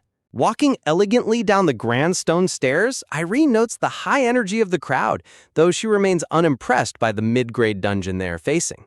Several knights gallop enthusiastically across the open field, kicking up trails of dust as they head toward the dungeon. Irene remembers that high-grade purifiers are highly sought after by knights just to secure their dungeon raids. She realizes with a sweat drop that they were the only applicants for this specific subjugation. Since Sir Michael is powerful enough to conquer mid-grade dungeons alone without a purifier, it's no wonder everyone is so busy trying to get on his good side. Looking at the adoring crowd, Irene notes that they must be trying to make a good impression on him beforehand. Regardless of his popularity, Irene reminds herself that her contract with Sir Michael ends today once she secures the invisibility ring. She looks up thoughtfully, feeling a gentle breeze as she reflects on her plans. Suddenly, a voice calls out her name, causing her to turn around in surprise. A young, unfamiliar knight scratches his head nervously, offering her a shy and sheepish smile. Irene stands a few paces away, warily wondering why an unknown knight would suddenly approach and speak to her. Bad memories of her previous life flash back, recalling how unfamiliar knights used to harass and mock her for being a low-grade purifier. The young knight hesitatingly speaks up, while Irene listens with a tense and guarded expression. He explains that he wanted to ask Lord Michael something directly, but as they can see, the legendary knight is completely surrounded by people. Irene blinks in surprise, her guard dropping as she begins to understand the young knight's true intentions. Seeing him look so nervous and pure, she realizes he's just a young fan who is too intimidated to speak to his idol. Finding his earnest admiration quite endearing, Irene can't help but let out a warm, gentle laugh. Suddenly, a dark and imposing shadow falls over them, as Sir Michael abruptly appears right behind them with a silent, stern expression. Caught completely off guard, Irene nervously wonders when he even arrived as Michael demands to know what is going on. Michael's gaze turns ice cold, his blue eye flashing with an intimidating, protective intensity. Trembling in absolute panic, the young knight desperately stutters to find his voice and explain his presence. As the young knight frantically stammers about the Solbasi kingdom, Irene can only watch with a comical sweat drop, feeling deeply embarrassed for him. Quickly stepping in to defuse the situation, Irene calls out to Michael to clear up the misunderstanding. Michael looks down at her, silently waiting to hear what she has to say. In a booming tone, Michael coldly tells the young knight that if that was the case, he should have just asked him directly. Crying comically, the terrified knight apologizes for his thoughtlessness and flees at lightning speed, leaving Irene to call after Sir Maxim in shock. Irene sighs as the young knight runs away before they could even exchange proper greetings, only for Michael to quietly call her name. Michael asks if the knight is an acquaintance, to which Irene quickly clarifies that today was the very first time they had ever met. Irene looks up at him in confusion, but their conversation is cut short as someone calls out to Sir Michael. They walk over to the courtyard where an attendant is waiting with a beautiful, majestic black stallion. Irene looks on in quiet awe, her purple eyes wide as she admires the magnificent animal. When asked if they are riding a horse to Dungeon 181, Michael confirms it, introducing his sparkling, majestic steed, Maximus. Irene steps forward and gently pets Maximus on the nose, while Michael looks on quietly as they prepare for the journey. Michael looks down with a remarkably soft and gentle expression, suggesting they take the ride. In a clearing surrounded by lush trees, the glowing blue portal of Dungeon 181 stands guarded by two robed figures, marking their destination. Irene recalls a memory from her previous life, remembering how incredibly uncomfortable Michael had looked when they were forced to share a horse. In the present, the friendly stallion Maximus affectionately licks Irene's cheek, bringing a bright smile to her face. As they ride together, Irene notices that Michael seems incredibly stiff and uncomfortable in this life as well. Noting his rigid posture, she thinks to herself that if he dislikes sharing a ride so much, he really didn't have to offer it in the first place. As they approach the portal, Irene sighs, thinking the dungeon feels so far away under this awkward tension, though they're actually almost there. Noticing her silence, Michael looks down and gently asks if she is feeling nervous about the subjugation. Irene turns her head in surprise, a slight blush warming her cheeks as she looks up at him. Michael gently reminds her that it is a low-grade dungeon, so there is no need to push herself, but Irene determinedly insists on going in with him. Michael gazes down at her thoughtfully, acknowledging the request she had made. Irene flushes and tries to find the words to explain herself, feeling flustered by his close proximity. Irene blinks in confusion, turning her head to ask him what he means as they finally arrive. Michael reaches up and carefully assists Irene as she begins to dismount from the majestic black horse. Irene sits gracefully on the saddle for a brief moment, waiting for his assistance to get down safely. Suddenly, Michael lifts her up effortlessly in his strong arms, catching her completely off guard.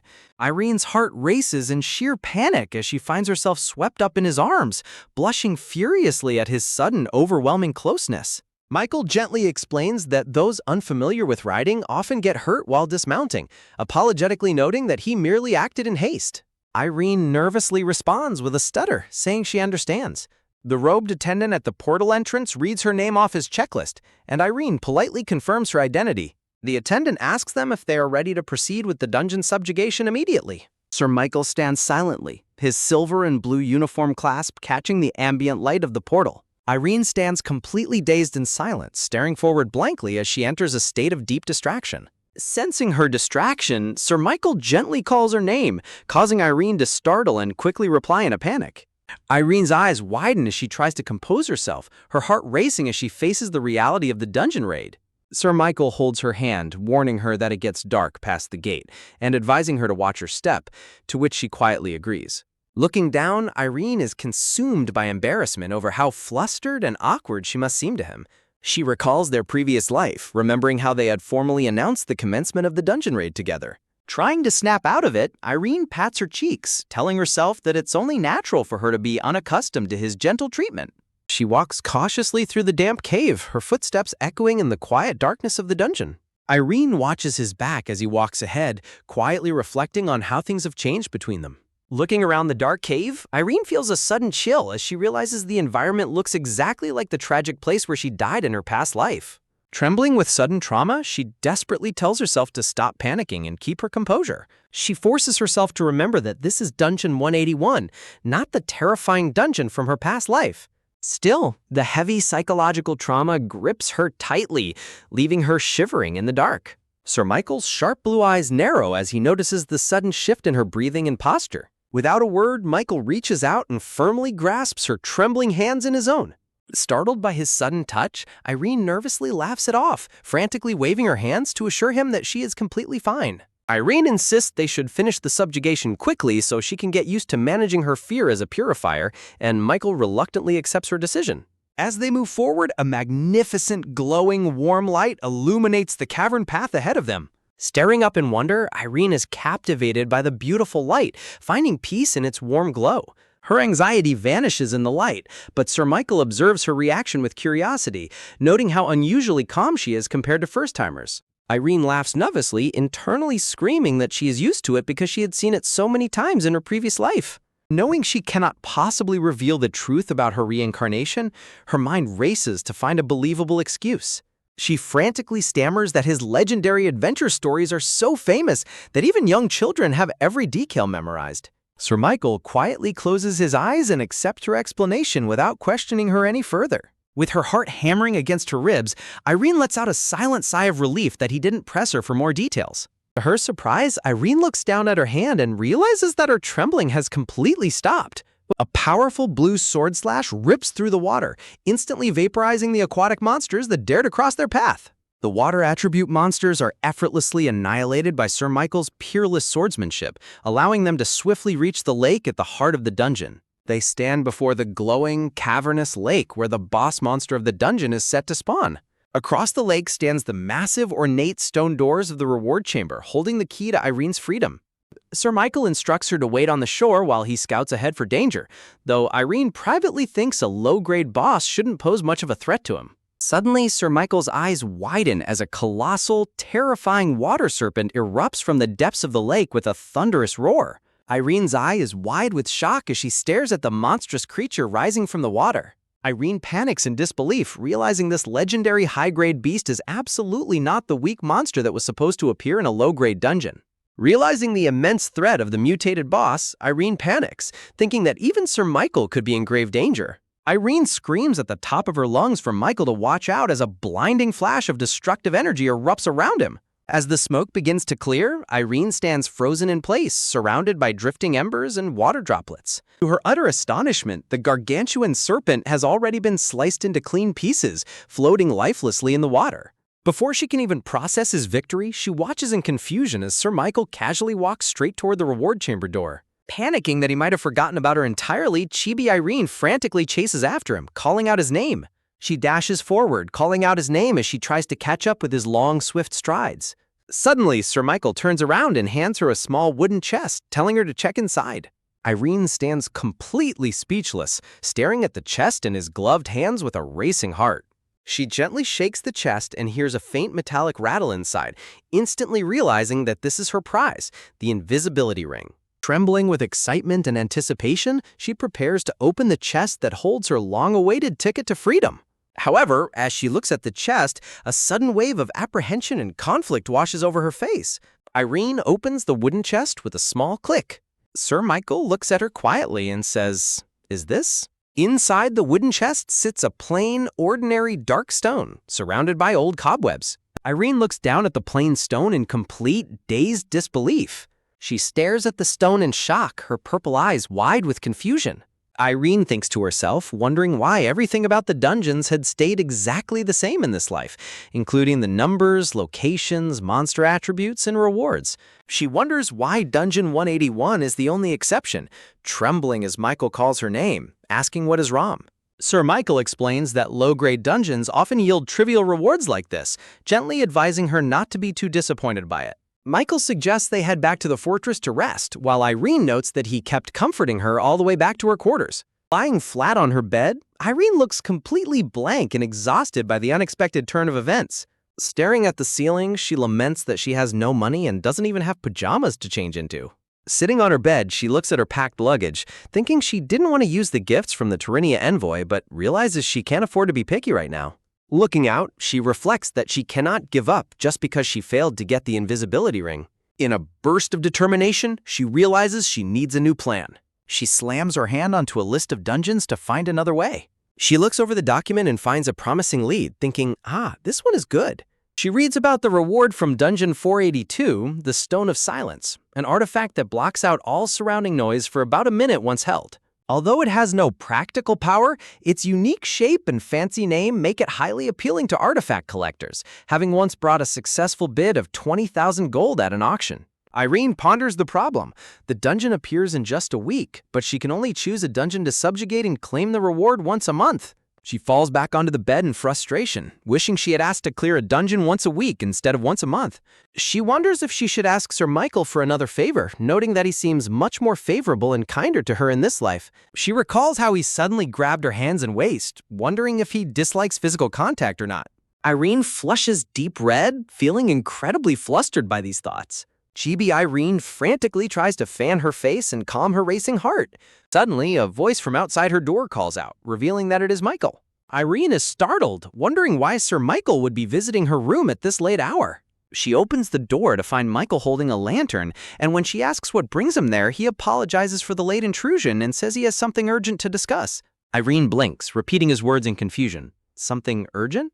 Realizing how late it is, she panics, thinking that people might still be walking around in the corridors. She quickly grabs his arm and pulls him inside her room, telling him to hurry before anyone sees him. Michael looks surprised as she pulls him in, while Irene internally notes that she grabbed his arm without thinking. Michael points out that a purifier and a knight who have formed a pair are officially equivalent to a married couple, asking if it is a problem for them to be together. Irene flushes red, stammering that although that's true, it still feels inappropriate. She points out his special position as a holy knight, warning him about the consequences if someone sees him visiting her quarters at this hour. She worries that rumors might start that could damage his honor, with people gossiping that even the noble holy knight is just a man after all.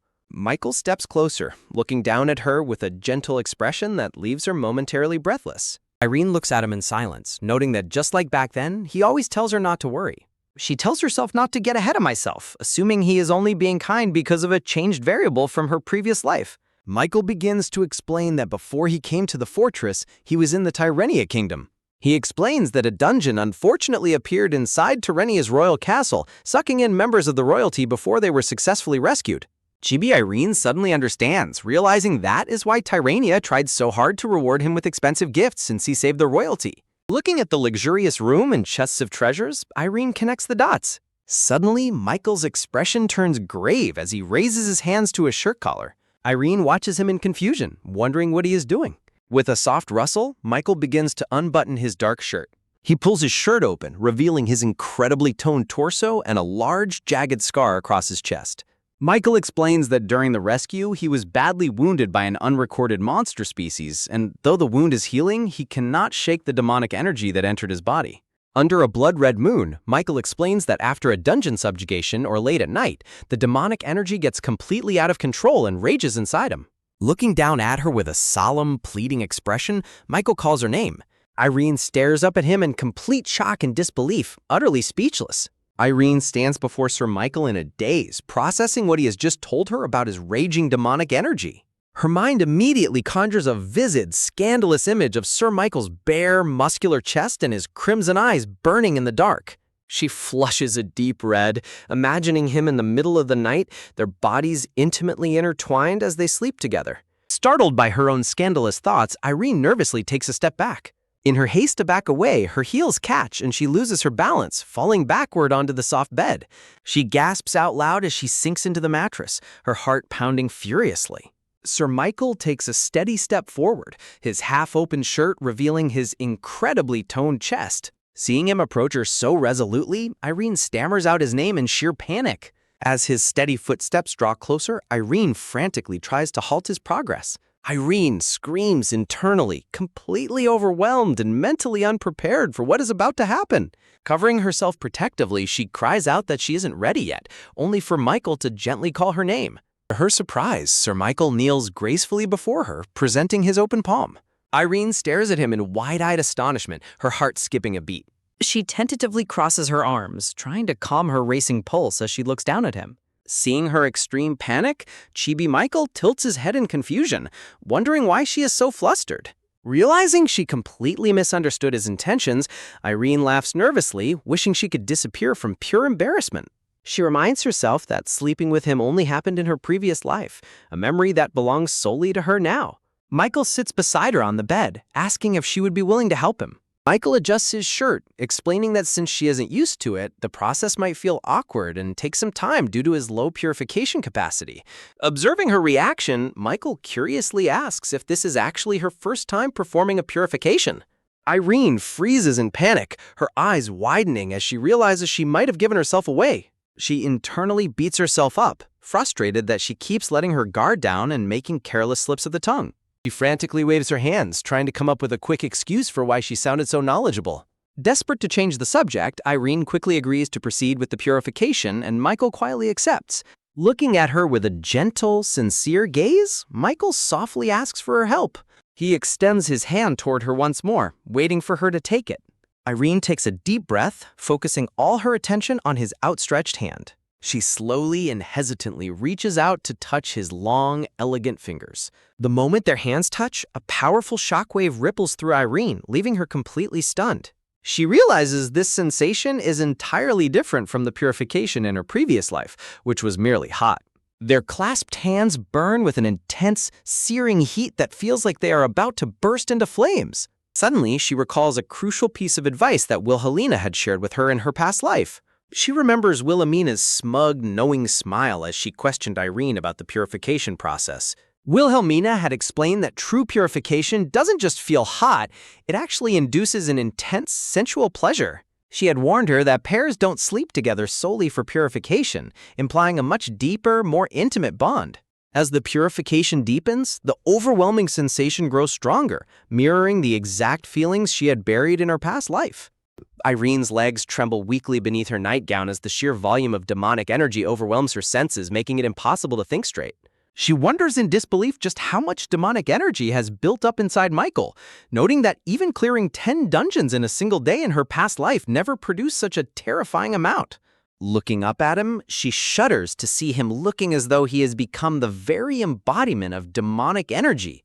The dark, menacing aura begins to seep out of him, coiling around her body like a black snake. Weakened by the intense pressure, Irene collapses forward against Michael's chest with a soft groan. Horrified that she let out a moan, Irene frantically tells herself that she needs to break contact and pull herself together. She desperately tries to slide her hand away to break the physical connection. To her shock, Michael suddenly tightens his grip, trapping her hand in his firm, warm grasp. Pulled forward by his sudden movement, Irene ends up sprawled on top of Michael on the bed, looking down at him in complete shock. Tears well up in Irene's eyes as she begs him to stop, stammering that the purification should be more than enough. Instead of releasing her, Michael brings his other hand up, completely locking their fingers together. Michael stares up at her with his mesmerizing crimson eyes, whispering softly that she is doing well. As their hands glow with an intense, warm light, Michael warns her that he will remain in this unstable state if she does not complete the purification. Leaning closer to her, Michael rests his head against her shoulder, leaving Irene trembling in silent conflict and overwhelming sensation. Irene slowly opens her heavy eyes, feeling completely drained of energy as she struggles to wake up. Looking up at the ornate ceiling of her room, Irene weakly mutters in confusion, wondering where she is. She suddenly sits up in bed as the memories rush back, realizing she collapsed from absolute exhaustion while performing the intense purification on Sir Michael. Sir Michael stands beside her bed, expressing his relief that she woke up so quickly, which startles Irene completely. Sitting in a chair by her bedside, Sir Michael gently suggests that they have done enough purification for the time being. Irene suddenly gasps in realization, remembering that she had something incredibly important to ask him. Michael looks at her with a gentle, focused expression, inviting her to speak her mind freely. Clutching her blanket tightly, Irene blushes a deep crimson and nervously asks if they could do the purification just once a week. Michael stares at her intently, repeating her words once a week, with a solemn expression that makes her heart race. When Michael flatly declares that he cannot do that, Chibi Irene reacts with comic dismay, assuming she has been rejected. Michael steps forward, explaining that once a week is far from enough and requesting instead to receive her purification at least once every 3 days. Irene's eyes widen in sheer disbelief as she stammers in embarrassment, completely caught off guard by his frequent request. She begins to think about her ultimate goals of conquering dungeons and claiming the precious rewards hidden within. Michael assures her that granting her access to the dungeon rewards is entirely possible. Hearing his reassuring words, Irene is filled with immense relief and smiles brightly in pure happiness. Looking at her earnestly, Michael promises to keep his word, noting that in return he will have to rely on her purification much more frequently. As Michael stands by her bed, Irene is left trembling in silent conflict, realizing she has no choice but to agree to his intense purification sessions. With a soft click of the door, Michael holds up his lantern and quietly exits her chamber into the dark corridor. In the shadows, Michael's striking blue eyes carry a deep, inscrutable emotion as he departs. Back in her bed, Irene rests her head back with a joyful, brilliant smile, thrilled that she secured her path to the dungeon rewards. Suddenly, her peaceful sleep is interrupted by a terrifying nightmare of her past life, where a stern voice screams at her to clean out the stove. Irene sits up abruptly in a cold sweat, gasping out loud that she is wide awake. To her surprise, a cheerful maid pulls back the heavy curtains to let the bright afternoon sunlight stream into the room. The maid warmly greets Lady Irene, noting with a smile how surprisingly energetic she sounds today. Sinking back into her pillows, Irene sighs in exhaustion, realizing she slept so deeply because she dreamed of her grueling task days at the Count's estate. She is suddenly struck with sheer panic upon realizing she slept all the way until the afternoon. Later, Irene enjoys a relaxing, warm bath, reflecting on how unbelievable it is that she slept until the sun was so high in the sky. Resting her chin in the warm water, she begins to ponder the mysterious sensations of the purification process. Her face flushes a bright crimson as she recalls the overwhelming sensual pleasure that accompanied Michael's purification. Overwhelmed by her embarrassing thoughts, Chibi Irene comically plunges her head underwater to cool herself down. She recalls that in her previous life, the only time she ever purified someone was through absolute intimacy, which led her to believe the pleasure was purely physical. Warm water overflows from the sides of the bathtub as she continues to drown out her racing thoughts. Staring at the ceiling, Irene reminds herself that Michael is a holy knight, meaning she must carefully hide her growing feelings for him. She sits down to a lavish, beautifully prepared meal, realizing she can finally enjoy the food she once avoided while walking on eggshells. Feeling refreshed, Irene dresses in an elegant pink and dark lace gown, determined to search for answers in the fortress's archives. As she enters the Grand Library, 2 young archives assistants greet her with bright, welcoming smiles. The assistants treat her with boundless, sparkling kindness, leaving Irene standing there in complete bewilderment. Irene blinks in confusion, utterly baffled by their sudden warmth and attentiveness. She recalls that in her previous life, these very people never even bothered to remember her name, realizing they are only being nice now because of her expensive trirenia dress. The 2 assistants are depicted comically as money-loving, simple-minded opportunists who are easily swayed by wealth and high status. Irene sits down at a desk in the quiet archive, carefully unfurling historical scrolls to investigate. She looks at the documents in deep thought, wondering why everything in this timeline remains the same except for the missing invisibility ring. Chilling realization hits her as she wonders if her own changed actions are causing the entire timeline to shift and alter around her. Surrounded by the metaphorical gears of time, Irene ponders if she should mimic her past life exactly, though she cannot remember every minor detail. She recalls Michael's scarred chest and wonders how such a dangerous dungeon could have existed in Tyrrhenia without any official records.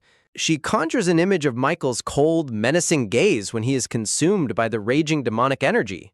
Turning back to the archives assistants, Irene asks why she cannot find any records of high-grade or unstable dungeons in their logs. Irene looks deeply concerned and questions if such vital records are even allowed to be hidden or restricted from her. The assistants smile sheepishly, explaining the situation with gold coins and hidden treasures sparkling behind them. Irene's eyes widen slightly in silent understanding as she processes their explanation about the hidden records. Clutching her book tightly, Irene walks down the hall as a sudden sharp pain shoots through her head, making her groan in discomfort. Walking past them, Irene tells herself that she cannot control every little detail of this timeline. Suddenly, her gaze locks onto something unexpected, her brilliant purple eyes widening in shock. Hearing Reyna warmly thank Felix, Irene freezes, staring back at the happy couple in utter bewilderment. Staring at Reyna's gentle, smiling face, Irene confirms with absolute certainty that this is indeed the Reyna she remembers. In her memories, Reyna stood as a symbol of hope, a completely different person from the shadow she would eventually become. She recalls that once a year, during the grand feast day celebrating the birth of the goddess, in her past life, a stern stallkeeper scolded her, questioning why she didn't arrive sooner to receive her share.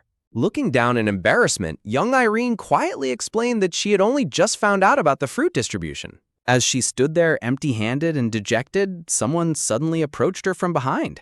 It was Reyna, who offered her a bright, dazzling smile while holding a basket brimming with fresh, ripe fruits.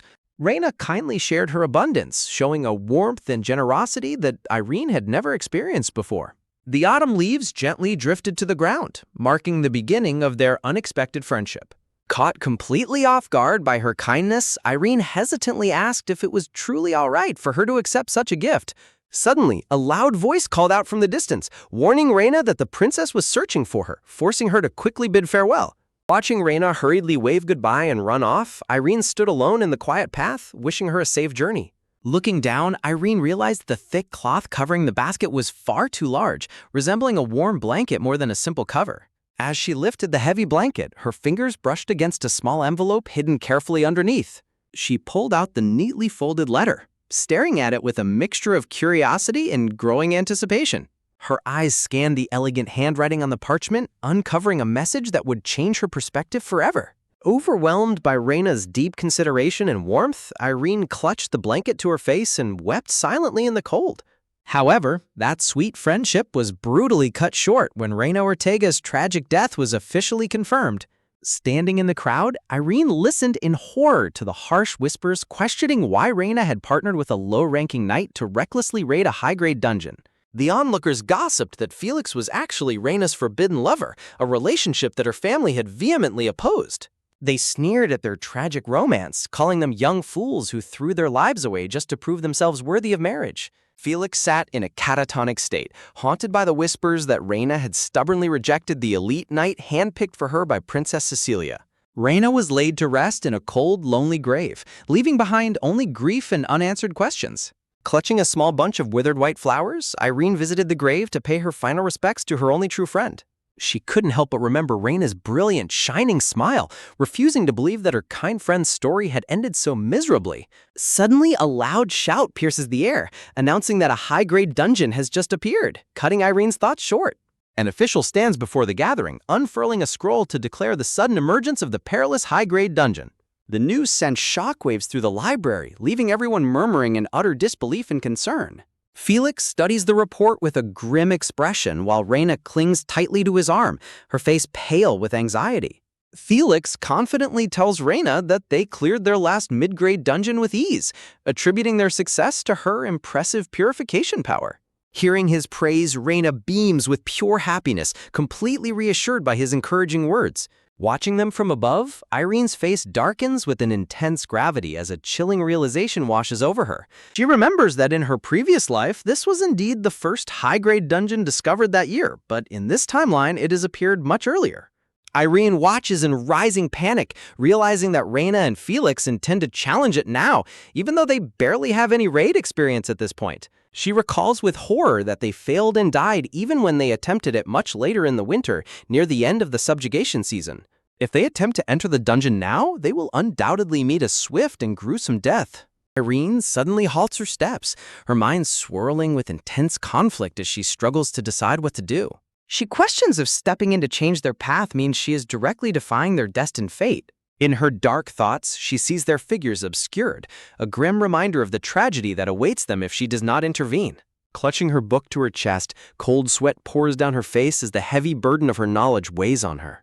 She worries that altering the timeline might render all the crucial memories she struggled to retain from her past life completely useless. Precious secrets and valuable dungeon rewards she planned to secure could vanish or become entirely unobtainable. A cold, dark voice within her whispers, urging her not to do anything foolish and to stop trying to play the hero. She reminds herself of her solemn choice to survive at all costs, even if it meant using her memories to take rewards meant for other pairs. She fears the terrifying butterfly effect, knowing that even a tiny alteration could fracture the timeline in ways she cannot possibly manage. Stealing her heart, Irene turns away, deciding that ignoring their impending doom is the only logical choice to ensure her own survival. Stealing her resolve, Irene walks away with a heavy heart, telling herself that staying silent is for the best. Staring straight ahead, her purple eyes flash with intense conflict as she struggles to ignore the tragedy she knows is coming.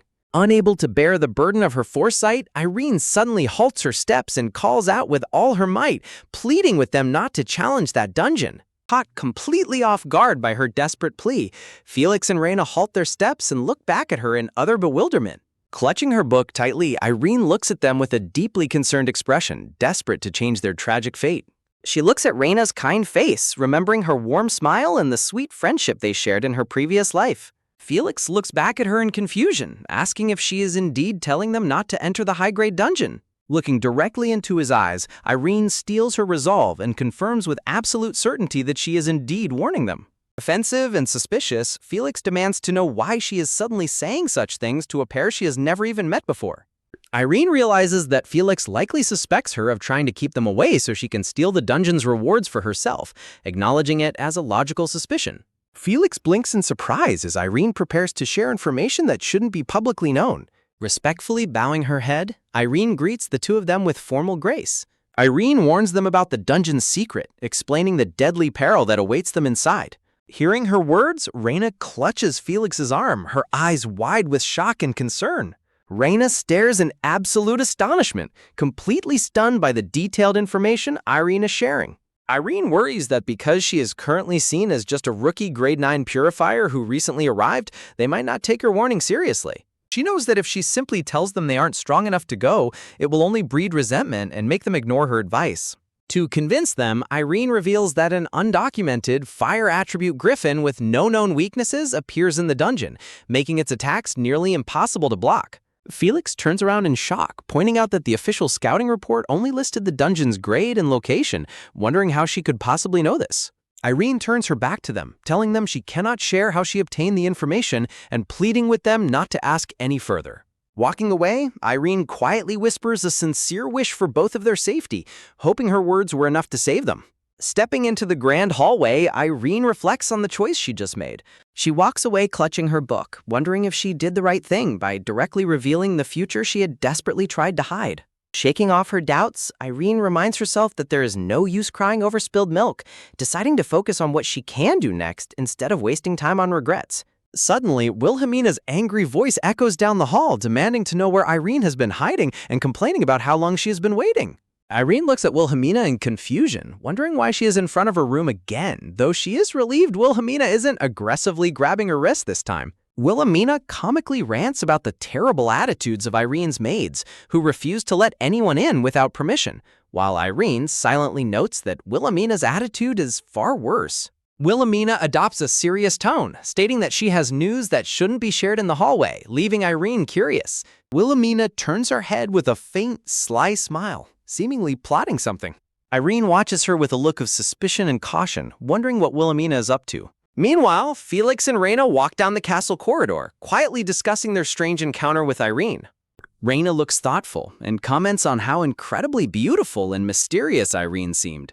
Blushing slightly, Reyna adds that Irene seemed much nicer than the terrible rumors had led them to believe, making Felix look back in surprise. Reyna notes that meeting her in person made her realize those rumors are completely false, and Felix softly agrees with her. Suddenly, Reyna's expression changes and she is depicted as a cute, angry chibi with cat ears. In a comical multi-hit combo lecture, Reyna scolds Felix for pushing himself to rush into high-grade dungeons right from the start instead of clearing low-grade ones first. Sweating and scratching his cheek sheepishly, Felix hesitantly tries to explain his reasoning. A narration bubble reveals Felix's sweet hidden intention. He wanted to secure the best possible first token to present to Reyna.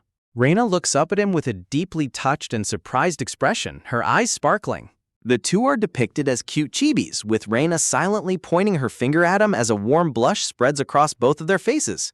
Overwhelmed by his sweet consideration, Reina bursts into comical tears, shaking him as she cries that she had no idea he felt that way. Felix looks at her with a gentle, deeply affectionate gaze, surrounded by a warm, romantic aura. Suddenly, Felix spots someone in the corridor and pulls Reina close, whispering in shock that there is someone else nearby.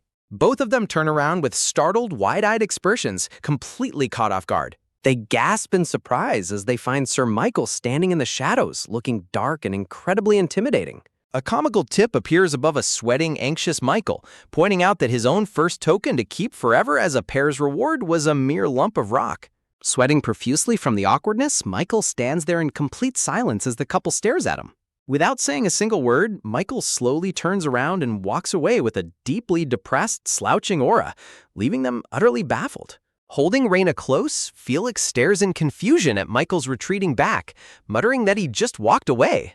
Looking out at the quiet garden path, Felix wonders if Michael was already there and simply missed his chance to speak, which Reina thinks is likely the case. Reina gently holds Felix's hand, explaining that while she appreciates his sweet gesture, she does not want him risking a serious injury just to secure a high-grade token for her. Reina looks up at Felix with a deeply worried expression, her green eyes wide with genuine concern for his safety. Reassured by Reina's heartfelt concern, Felix smiles gently at her and softly agrees to her request. Back inside the castle, Irene sits on a luxurious couch and asks her maid, Hannah, to prepare 2 cups of tea while Wilhelmina sits opposite her. Wilhelmina crosses her arms in annoyance, complaining about the maid's rude attitude and making a guest wait standing outside for hours. Irene stares back at her with wide, purple eyes, surprised by Wilhelmina's boldness and lack of self-awareness. Irene stays quiet, her expression grave as she listens to Wilhelmina's complaints in absolute silence. Wilhelmina watches warily as Hannah serves her a cup of tea, feeling slightly uneasy under Irene's heavy gaze. Irene looks at Wilhelmina with an intense, piercing gaze, her purple eyes glowing in the dimly lit room. Feeling intimidated by Irene's chilling silence, Wilhelmina sweat drops and nervously asks her what is wrong. Observing Wilhelmina's nervous reaction, Irene secretly notes that she must have come to spy on her as Princess Cecilia's confidant. Irene quietly places her teacup down, deciding there is no need to provoke Wilhelmina and give her any excuse to report back to the princess. Wilhelmina reacts with visible shock and disbelief, demanding to know why Irene cannot fulfill her request. Irene patiently explains her situation, asking Wilhelmina how she thinks a rookie purifier like her could have gotten such a nice room with exclusive maids like Hannah and Nina. Irene points toward a plush, comfortable armchair, explaining that the high-grade room was originally prepared to ensure Sir Michael could rest comfortably. Wilhelmina listens with a cold sweat as Irene explains that since Michael doesn't receive proper purification and returns in an extremely sensitive state, he wouldn't appreciate finding a stranger in his room. Terrified by the warning, Wilhelmina flinches in sheer panic, sweat pouring down her face. Wilhelmina vividly imagines Sir Michael's wrath and realizes she absolutely cannot afford to leave an even worse impression on him. Irene smiles sweetly at Wilhelmina, emphasizing that Sir Michael's rest and comfort are of the utmost importance. Pointing to the delicious macarons and tea prepared on the table, Irene gently pivots the conversation, asking what good news Wilhelmina wanted to share. Wilhelmina quickly regains her composure and begins talking animatedly as she sips her tea, feeling proud of her connection. Irene listens quietly with a calm expression, waiting to see what Wilhelmina's true motive is. Irene takes a slow sip of her tea, thinking to herself that everything is playing out just as she expected. Irene recalls her previous life, remembering how thrilled and grateful she felt when she scraped together every penny she had after receiving the princess's invitation. She remembers the painful truth that the princess had only invited her to the social gathering to mock and humiliate her in front of the other noble ladies. Irene remembers standing all alone in a dark spotlight, enduring the cruel whispers and mocking laughter of the high society ladies. She remembers the ultimate insult of watching the princess's maid throw the precious tea leaves she brought as a gift straight into the fireplace. Returning to the present, Irene gazes at her cup with a melancholic look, feeling relieved that despite her worries about variables, things are still happening exactly as in her past life. Wilhelmina snaps Irene out of her thoughts, impatiently asking why she isn't answering and if she is simply speechless with joy. Keeping her composure, Irene takes a sip of tea and calmly asks what the princess would possibly want with a simple purifier like her. Wilhelmina acts offended by Irene's cold reaction, complaining that she had to beg the princess multiple times just to get Irene invited to the gathering. Irene smiles faintly while contemplating her options, realizing that to minimize variables, it makes perfect sense to attend the gathering just as she did in her previous life. Wilhelmina comically jumps up from her seat, waving her hands as she dramatically tells Irene that no one knows what the princess's true intentions are. Irene watches her dramatic display with a calm and amused expression, unmoved by her theatrical behavior. Wilhelmina smiles smugly, advising Irene to make sure she prepares a proper and impressive gift for the princess this time. Wilhelmina bids her farewell and closes the door behind her, leaving Irene alone in the quiet room. Irene stands in silence, looking thoughtful as she prepares to face the challenging social gathering ahead. Leaning over her balcony, Irene looks out at the courtyard, reflecting on how her plans have gone awry after she decided to intervene and save Reina's life. Clutching her chest, Irene worries about her lack of funds, realizing she might have to sell some of her precious keepsakes to afford a proper gift for the princess. Irene looks up at the sky with a look of determination, questioning what kind of future she truly wants to create for herself. She remembers that in her previous life she lived as a mere puppet following the Count's orders, never having the freedom to make her own choices. Even after arriving at the dangerous fortress, she was always too busy struggling to adapt and survive to think about her own happiness. A warm memory of her childhood home appears, depicting a cozy cottage nestled in a peaceful, sunlit forest. She fondly remembers watching her mother roll dough to bake a fragrant apple pie, filling their home with a delicious aroma. She remembers her loving father returning home with the backpack, greeting his little daughter with a bright and joyful smile. Her parents smile warmly at one another, creating a beautiful and peaceful atmosphere filled with love and comfort. Young Irene looks up with sparkling purple eyes as her father affectionately pats her head. Sitting together at the dining table, the happy family shares a meal, remembering the sweet times when she felt completely safe and loved. Suddenly, a man's footsteps echo down the corridor, catching Irene's attention as a blonde knight approaches her room. Standing on the balcony, Irene looks out at the breathtaking sunset, resolved to fight for a peaceful life where she can be truly happy. Sir Michael stares ahead with a soft, melancholy expression, his blue eyes filled with unspoken thoughts as the evening light catches his golden hair. Tears well up in Irene's beautiful purple eyes, sparkling like jewels as they slowly spill down her blushing cheeks. Looking down with a heavy heart, Sir Michael's gaze remains gentle yet filled with a quiet sadness. Noticing his presence, Irene turns around with a bright, welcoming smile and asks, "Oh, Sir Michael, when did you get here?" Sir Michael takes a firm, resolute step forward, walking closer to Irene, who looks up at him with wide, surprised eyes. Sir Michael looks at her with a deeply earnest and intense expression, his sharp blue eyes searching hers. Startled by his proximity, Irene's eyes widen as she gasps in surprise. Flustered by her tears, Irene quickly tries to brush it off, explaining with a sheepish smile that she was simply watching the sunset and got some dust in her eyes. Sir Michael steps in closer, pointing out with gentle concern that she is crying from both eyes, rendering her dust-in-the-eye excuse quite unconvincing. Irene turns her head away in embarrassment, quickly wiping her face as she insists that it really is nothing. Sir Michael falls into a thoughtful silence, gazing down at her with quiet contemplation. Squeezing her eyes shut, Irene nervously worries that she might have angered him with her tears. Staring out at the warm evening glow, Irene stands in profile, a single tear still clinging to her lashes. Breaking the quiet, Sir Michael asks with genuine concern if someone in the fortress has treated her rudely. Startled by his protective question, Irene quickly denies it, assuring him that nothing like that happened. An image of Irene's childhood comes to mind, depicting a warm, loving dining table where her parents doted on her. Sir Michael looks at her thoughtfully and begins to ask about her parents. Irene looks up in utter shock and disbelief, gasping as she realizes he somehow knows her personal history. Looking down at the servants chatting in the courtyard below, Irene reflects on how easily gossip can spread in the fortress.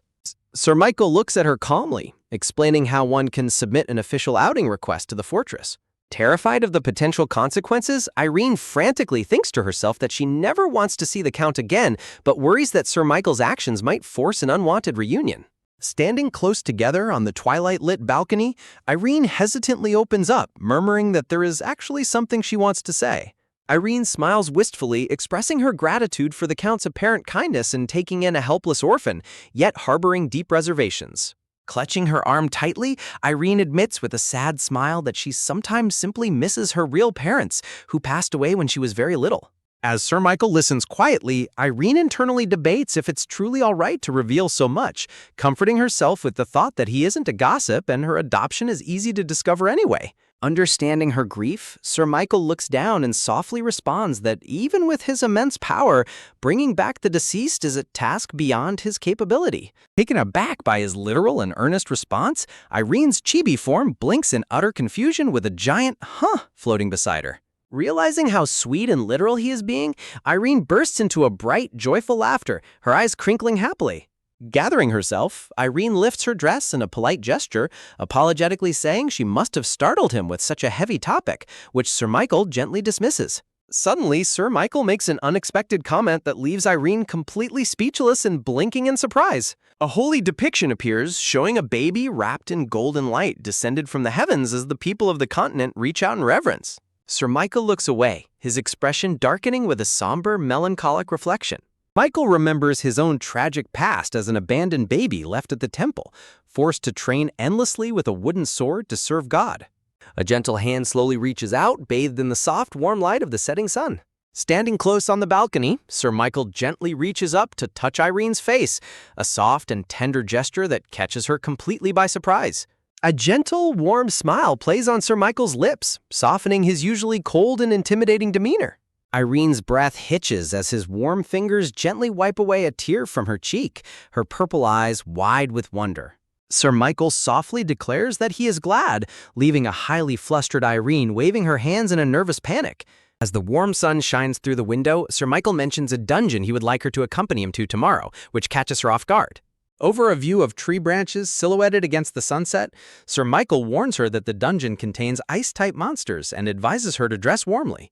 The beautiful silhouettes of the two are cast against the glowing evening sky as they share a quiet, intimate moment on the balcony. Later that night, under a bright full moon, Irene sits at her vanity in her room, quietly brushing her long silver hair.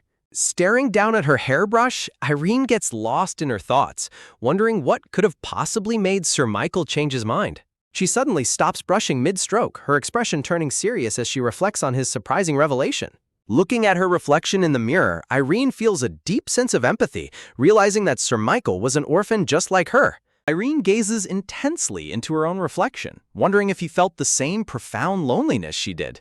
A deep, vast starry night sky stretches out, emphasizing a profound, quiet feeling of loneliness. The next day, a terrifying, unstable dungeon opens on the ground like a toothy, molten abyss, roaring with dark smoke and hot embers. Dressed in their raid gear with Michael in a white cloak, they stand before the portal as Michael asks if she is familiar with unstable dungeons, to which she replies she knows the basics. The unpredictable, molten landscape of the unstable dungeon is revealed, dangerous and chaotic without any set structure, causing even strong pairs to avoid raiding them. Irene looks on in deep anxiety, her purple eye widening with sweat on her face as she thinks to herself that even the entrance of the unstable dungeon practically screams danger. Standing before the looming entrance in their matching white cloaks, Irene nervously asks if it is true that this is at least a mid-grade dungeon, to which Sir Michael calmly replies that it is most likely true. Sweating and trembling in fear, Irene's heart races as she worries if she will be okay, reflecting on the fact that she has never been to any dungeon higher than low grade, let alone one that is highly unstable. Visualizing her worst-case scenario, Chibi Irene stands trembling with worry, terrified that instead of being helpful, she will just end up being a burden to Sir Michael, or worse, step on an unexpected trap and die. Suddenly, a firm, gloved hand rests on her shoulder, catching her completely off guard as she gasps and turns around in surprise. Without a word of warning, Sir Michael effortlessly sweeps Irene off her feet and lifts her up in a protective princess carry. Utterly flustered, Irene clings to his shoulders and blushes intensely, exclaiming in surprise at what he is doing, while Sir Michael calmly prepares to carry her inside the unstable dungeon. Squeezing her eyes shut as her face burns bright red, Irene yells that he should have at least warned her beforehand. Holding her securely in his arms, Sir Michael takes a decisive leap forward, jumping directly into the toothy, molten maw of the unstable portal. They plunge down into the fiery abyss with Irene screaming in sheer terror as she clutches onto Michael's neck. Enveloped in a warm, fiery glow, Michael maintains a calm, unwavering expression as they descend rapidly through the dark shaft. Irene continues to scream as they fall further down, the strong wind whipping her long silver hair around them. Looking down into the pitch-black void, Irene panics as she realizes she can't see the bottom at all, and they are just falling endlessly through the unstable dungeon. Crying in absolute panic, Irene tightly embraces Sir Michael and frantically worries that they don't even have a safety device or a protection artifact, convinced she is a goner if they get separated. Clinging to his chest for dear life, Irene begs him not to let go of her, to which Sir Michael softly and reassuringly promises that he won't. Even after Sir Michael calmly announces that they have arrived safely at the bottom, Irene's eyes remain squeezed shut as she desperately continues to beg him not to let go. Restless and trembling, Irene continues to murmur pleas for him to hold on to her, completely unaware that they are already standing on the solid, snow-covered floor of the dungeon. Her hands remain tightly balled up, gripping his white cloak with absolute desperation as gentle snowflakes drift around them. Slowly opening her teary purple eyes, Irene begins to calm down, her face still blushing as she rests her cheek against his shoulder. Realizing the falling has finally stopped, Irene looks around in confusion and murmurs a soft, surprise sound as she prepares to step down. Standing together in the quiet hall, Irene notes that this place looks exactly like the center of Dungeon 18 that they raided last time, right down to the strange snow falling inside, although it looks a bit unfinished. Sir Michael gently reaches his gloved hand out to her, offering to hold her hand as they proceed, which leaves Irene flustered and blinking in surprise. Blushing intensely and waving her hands in front of her with a sheepish smile, Irene quickly declines his offer. Internally, Irene is deeply embarrassed, remembering the intense intimacy of their previous purification ritual, and how the touch of his hand brings back those highly flustered memories. Sir Michael looks down at his rejected hand, his blue eyes filled with a sudden, quiet sadness and dejection. Trying to laugh it off, Irene rubs her cheek sheepishly, explaining that her purification power is too low to be of much help anyway. Sir Michael falls silent, staring at her with a somber and unreadable expression that makes the atmosphere feel slightly heavy. He quietly looks down at her with a heavy gaze, leaving her feeling increasingly nervous about his silence. Watching him anxiously, Irene worries to herself, wondering if her refusal has somehow made him angry. Suddenly, Sir Michael raises his hand and deflects an incoming projectile on instinct, warning her to stay back. With a swift defensive motion, Michael completely shatters the incoming attack as a terrified Irene cries out that a monster is approaching. A pair of bizarre floating ice monsters with wide eyes and sharp toothy maws emerge from the darkness above them. Drawing his sword with calm confidence, Sir Michael steps forward and assures Irene that he will finish the battle quickly. Standing completely dazed and blinking in utter disbelief, Irene can only stare blankly as the battle ends almost as soon as it began. Standing victoriously before a massive mountain-like pile of defeated giant monsters, Sir Michael sheathes his sword as yellow electrical arcs crackle around the beasts' corpses. Looking past the giant monster bodies toward a glowing blue portal on the stairs, Irene reflects in awe that whether a dungeon is low or mid-grade makes absolutely no difference to Michael's overwhelming power. Sir Michael turns back to her and tells that they should go together, and Irene smiles gently, nodding in agreement. Suddenly, Irene sneezes loudly, shivering as the freezing temperature of the icy dungeon finally gets to her. Hearing her sneeze, Sir Michael immediately spins around with a deeply worried expression on his face. Before she can say anything, Sir Michael gently drapes his own warm white cloak over her shoulders. He tenderly secures the cloak around her smaller frame, enveloping her in his warmth as a beautiful, glowing pink lace design frames the sweet moment. Looking up with a deeply blushing face from beneath the hood of his cloak, Irene offers him a warm, grateful smile, softly thanking him. Gently clutching the edge of his cloak close to her chest, Irene feels a deep sense of comfort and protection. Looking up at the ornate, ancient stone ceiling of the dungeon where glowing blue butterflies flutter, Sir Michael softly calls out her name.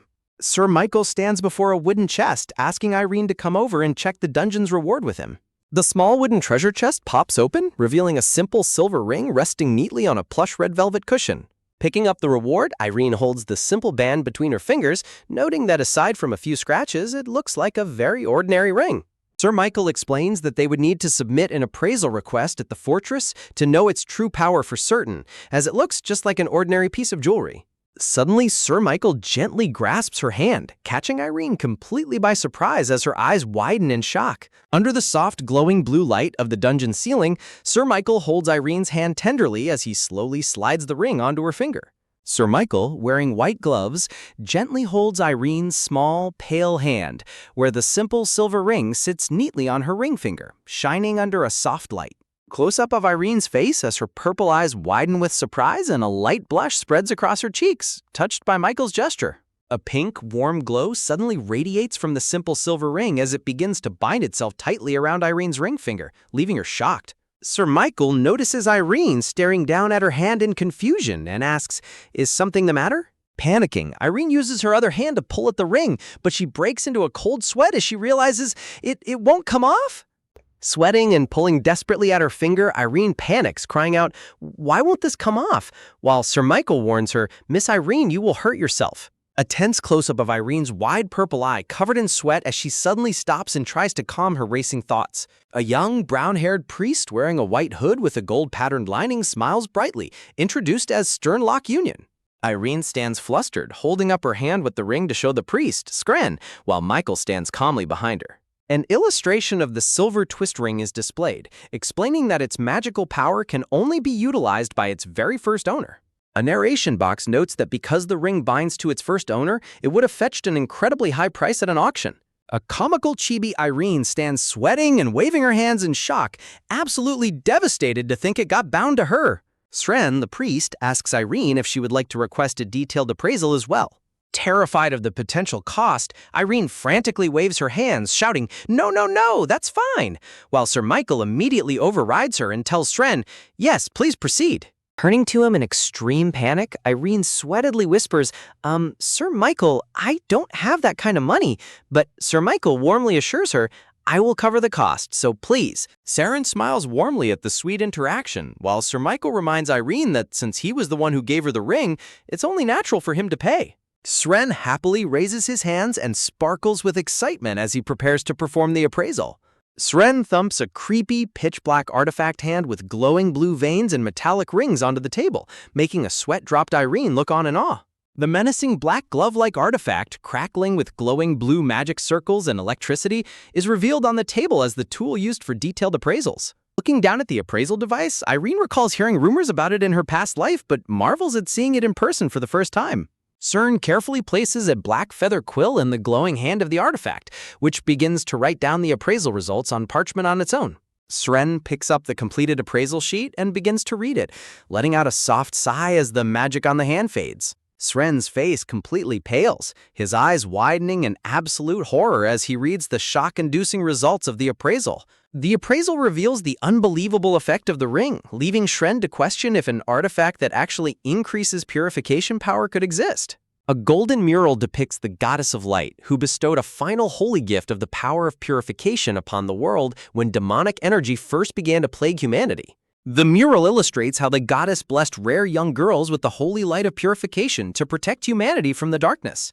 The narration explains that while purification power can sometimes be passed down maternally, such inheritance is exceptionally rare. Sren holds the paper with trembling hands, sweating profusely as he wonders how an artifact that breaks the absolute law of purification by increasing its power could possibly exist. Close-up of Sweren's trembling green eye, filled with deep shock and disbelief as he stares at the paper. Sren panics completely, slamming his chair back as he scrambles to leave the room, saying, "Please excuse me for a moment, I must report this immediately." Irene and Michael are left standing in complete stunned silence, staring blankly after the priest who just bolted out of the room.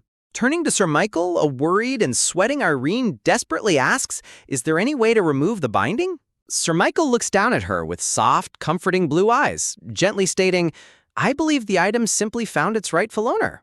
Michael continues with a warm, sincere look, assuring her that the precious artifact has naturally found an equally precious master, causing Irene to blush deeply. Sir Michael warns her that because of this unprecedented discovery, the fortress is bound to become extremely noisy for a while. A confused chibi Irene stands blinking with multiple question marks floating around her, not quite understanding what he means.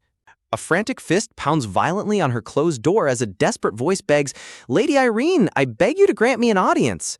A chaotic crowd of scholars and priests gathers outside her door, weeping and shouting in a desperate bid to catch a single glimpse of the legendary ring. A mustached scholar with clasped hands begs Irene to have tea with him to test her power, even offering bizarre treats like freshly squeezed monster blood. Sudden violence erupts as a highly irritated maid swings a heavy metal pan, sending the eccentric researchers flying with a satisfying crash. The furious maid stands guard outside, screaming at the persistent crowd that Lady Irene needs her rest. While the maid fiercely defends her privacy outside, Irene sits on the couch inside her room, covering her face with her hands in absolute exhaustion. Rubbing her temples in distress, Irene remembers that even when a legendary invisibility ring was discovered in her past life, the fortress was never in this much of an uproar. Irene gazes at her hand, watching the simple silver ring glint under the light as she realizes she ended up with this ring. In a monochrome memory of her past life, Irene recalls walking into a dark, foreboding dungeon alongside Sir Michael. Resting her chin on her hand, Irene looks down with a solemn, contemplative expression, her purple eyes filled with worry. The maid enters the room carrying a tea tray, calling out to get Irene's attention and breaking her out of her deep thoughts. Placing a warm cup of tea down, the maid smiles gently and reassures Irene that she won't let any of those rowdy people crowd her room anymore. Staring down at her cup, Irene admits to herself that she still hasn't decided what to do. Irene's profile is highlighted in a soft light, her gaze drifting downward as a melancholic and uneasy expression shadows her face. A grand, majestic stone fortress stands tall under a bright sky, surrounded by green trees and elegant gardens. In a brightly lit palace corridor, a maid in a brown dress paces back and forth anxiously, wondering what is taking her lady so long as the gathering is about to start. The maid suddenly turns around with an irritated expression, shouting, "Wilhelmina, what took you so long? We're going to be late." Irene stands elegantly in a beautiful blue and white checkered dress, looking calm and composed as her maid frantically asks, "Where is your gift for the princess?" Close-up of Irene looking slightly surprised, her pale skin and beautiful purple eyes framed by her long, flowing silver hair. The maid's face completely pales and her eyes widen in absolute horror and shock against a dramatic cosmic backdrop. A view of the grand palace corridor as the maid's voice echoes in panic. "Are you out of your mind? How could you come without a gift for the princess?" Irene remains perfectly calm, looking down at her nervous maid as she reasons that with her poor eye for such things, she didn't want to bring something inadequate. Close-up of the maid's sweating, tense face as she grinds her teeth, frustrated that Irene acts so humble yet has a perfect answer for everything. Exasperated, the maid yells at Irene to do whatever she wants, while Irene simply offers a sweet, calm smile and replies, "Fine." The maid walks away in a huff while Irene looks on quietly, remembering that the gift she had so carefully prepared for the princess has already been destroyed. A memory of a burning hand in the dark shows Irene reflecting that in a life full of unpredictable variables, her survival is never guaranteed. Irene recalls the warm memory of Sir Michael comforting her, remembering his words about how her ring simply found its rightful precious owner. Close-up of Irene's profile under a soft, warm light as she steels her resolve, determined to face whatever lies ahead. Irene walks down the bright palace hall behind her maid, silently swearing that she will never let anyone treat her poorly again. A close-up of Irene's hand as she tightly clenches her fist, the silver ring on her finger glinting with her quiet determination.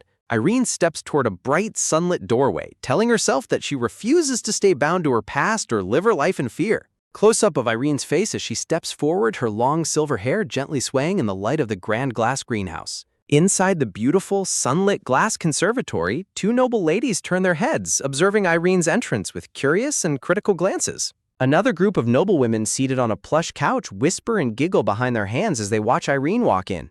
Seated regally on a high-back couch in the center of the conservatory is a striking princess with long black hair, crimson eyes, and a sophisticated red gown. Irene stands at the entrance of the greenhouse, taking in the magnificent sight of the gathering under the glass ceiling. Princess Cecilia turns her head slightly, offering a charming and polite smile as she greets Irene. "You've arrived. Welcome, Lady Irene Rhodium."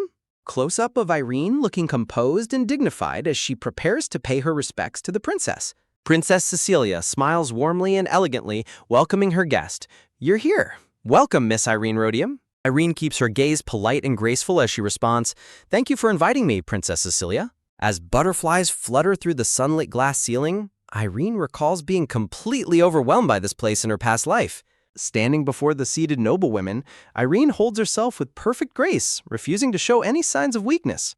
Close-up of Irene's clasped hands, revealing her slender fingers where the simple silver ring sits quietly on her ring finger. The maid stands behind Irene, sweating in sudden panic and anticipation of the trouble that might arise. Princess Cecilia observes Irene with a sharp, calculating gaze, her friendly smile not quite reaching her eyes. Seated on the couches, the noble ladies whisper and mutter to one another, noticing that Irene has arrived empty-handed. Standing tall, Irene remains completely unfazed by the whispers, remembering how a noble lady should carry herself with pride. Princess Cecilia raises her hand elegantly, a subtle smirk playing on her lips as she prepares to address the situation. An overhead view of the tea party shows Irene standing in the middle of the room as the narrator notes that this must be her very first time attending such a gathering. A cheerful noble girl with twin tails clasps her hands in excitement, while her companion beside her lets out a tired, dramatic sigh. Princess Cecilia gestures toward the seat next to her, smiling brightly as she instructs Irene to sit. Irene's eyes widen slightly in realization, a cold sweat breaking out as she notices the trap laid out for her. Irene turns her head toward a nearby chair, where a beautiful, glowing jewelry box sits neatly on a white cloth. Irene recalls that in her previous life, they humiliated her by offering her a chair meant for holding guests' coats and bags, pretend clearing it in a hurry.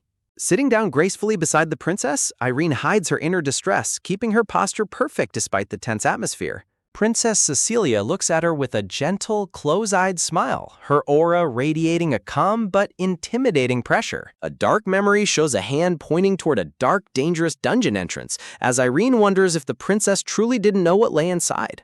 In a monochrome memory of her past life, Irene stands alone and vulnerable before a massive dark stone wall.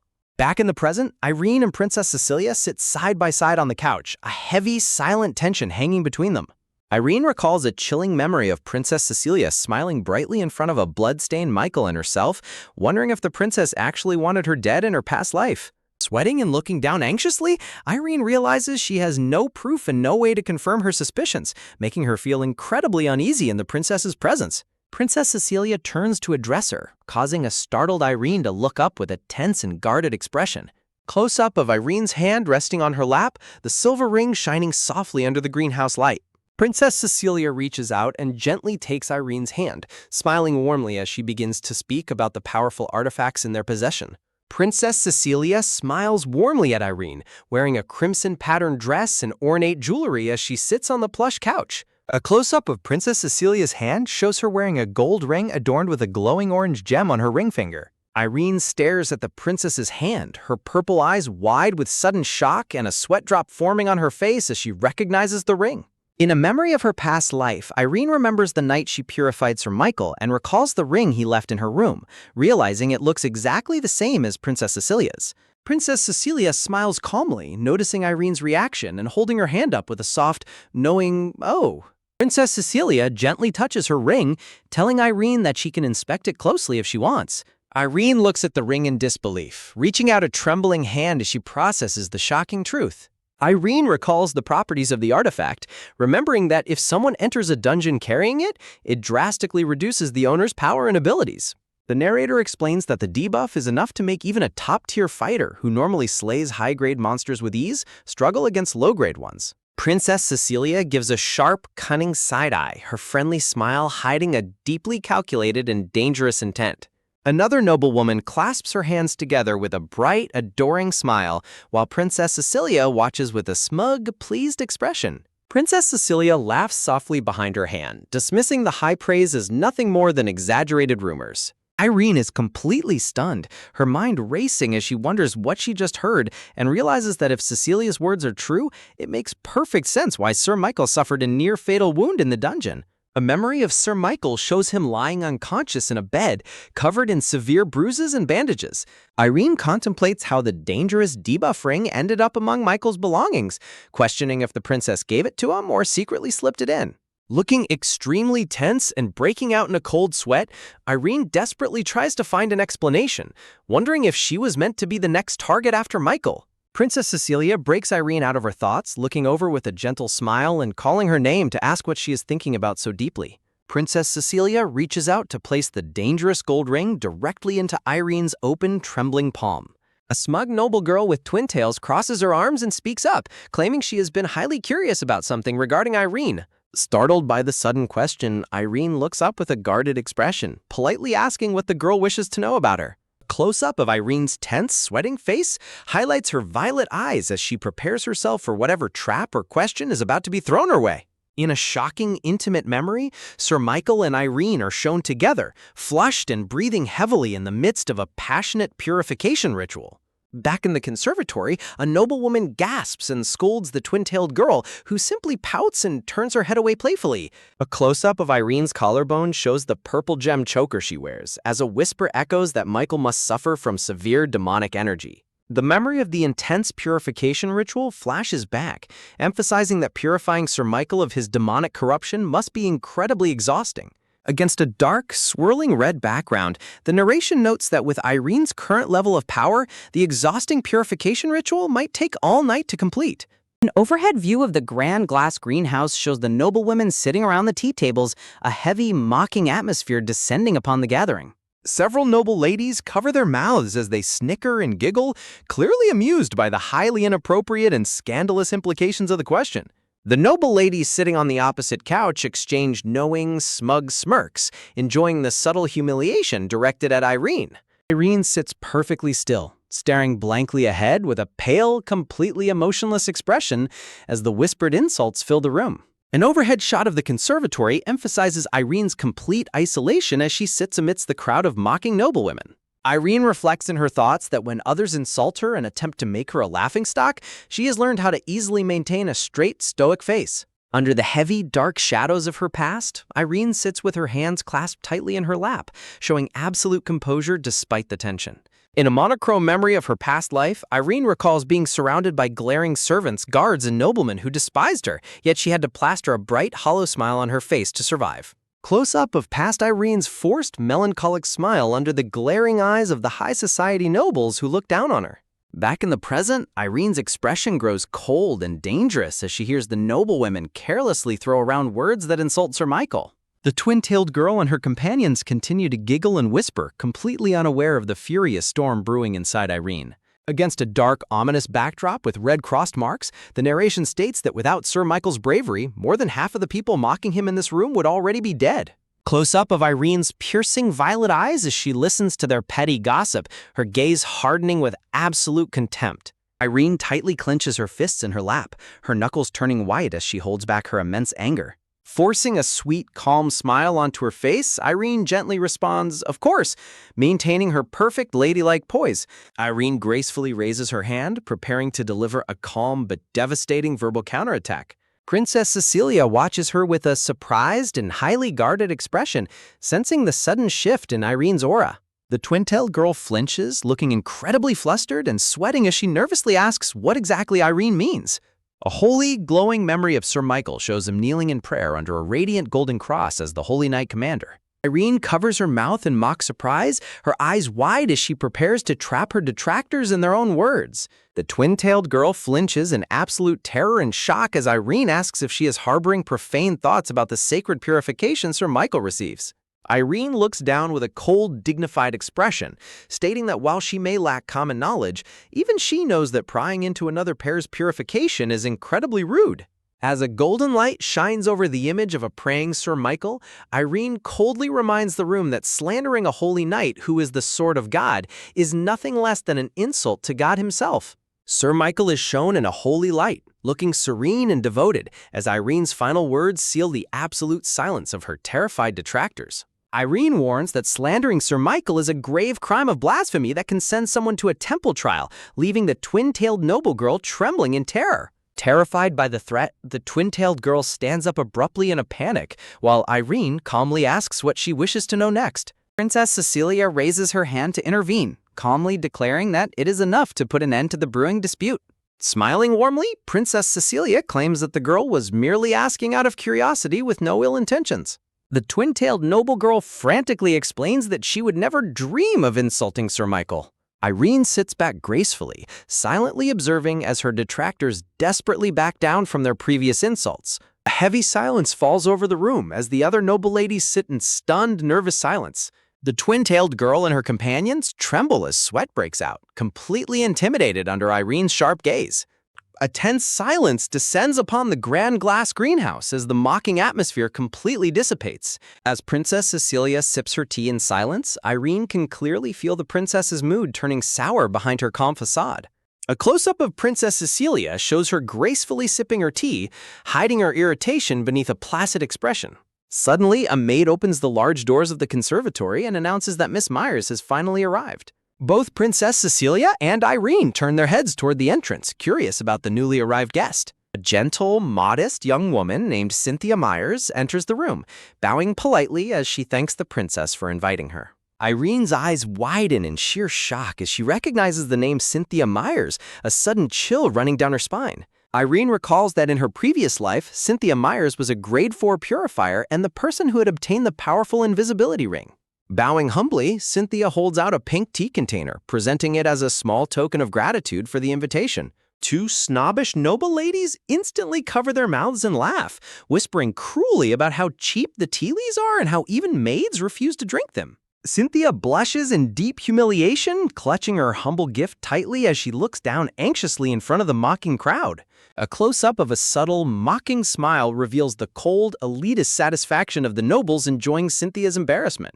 Cynthia stands alone in the center of the room, realizing that the only empty seat remaining is the degrading small chair set aside for guests' coats and bags.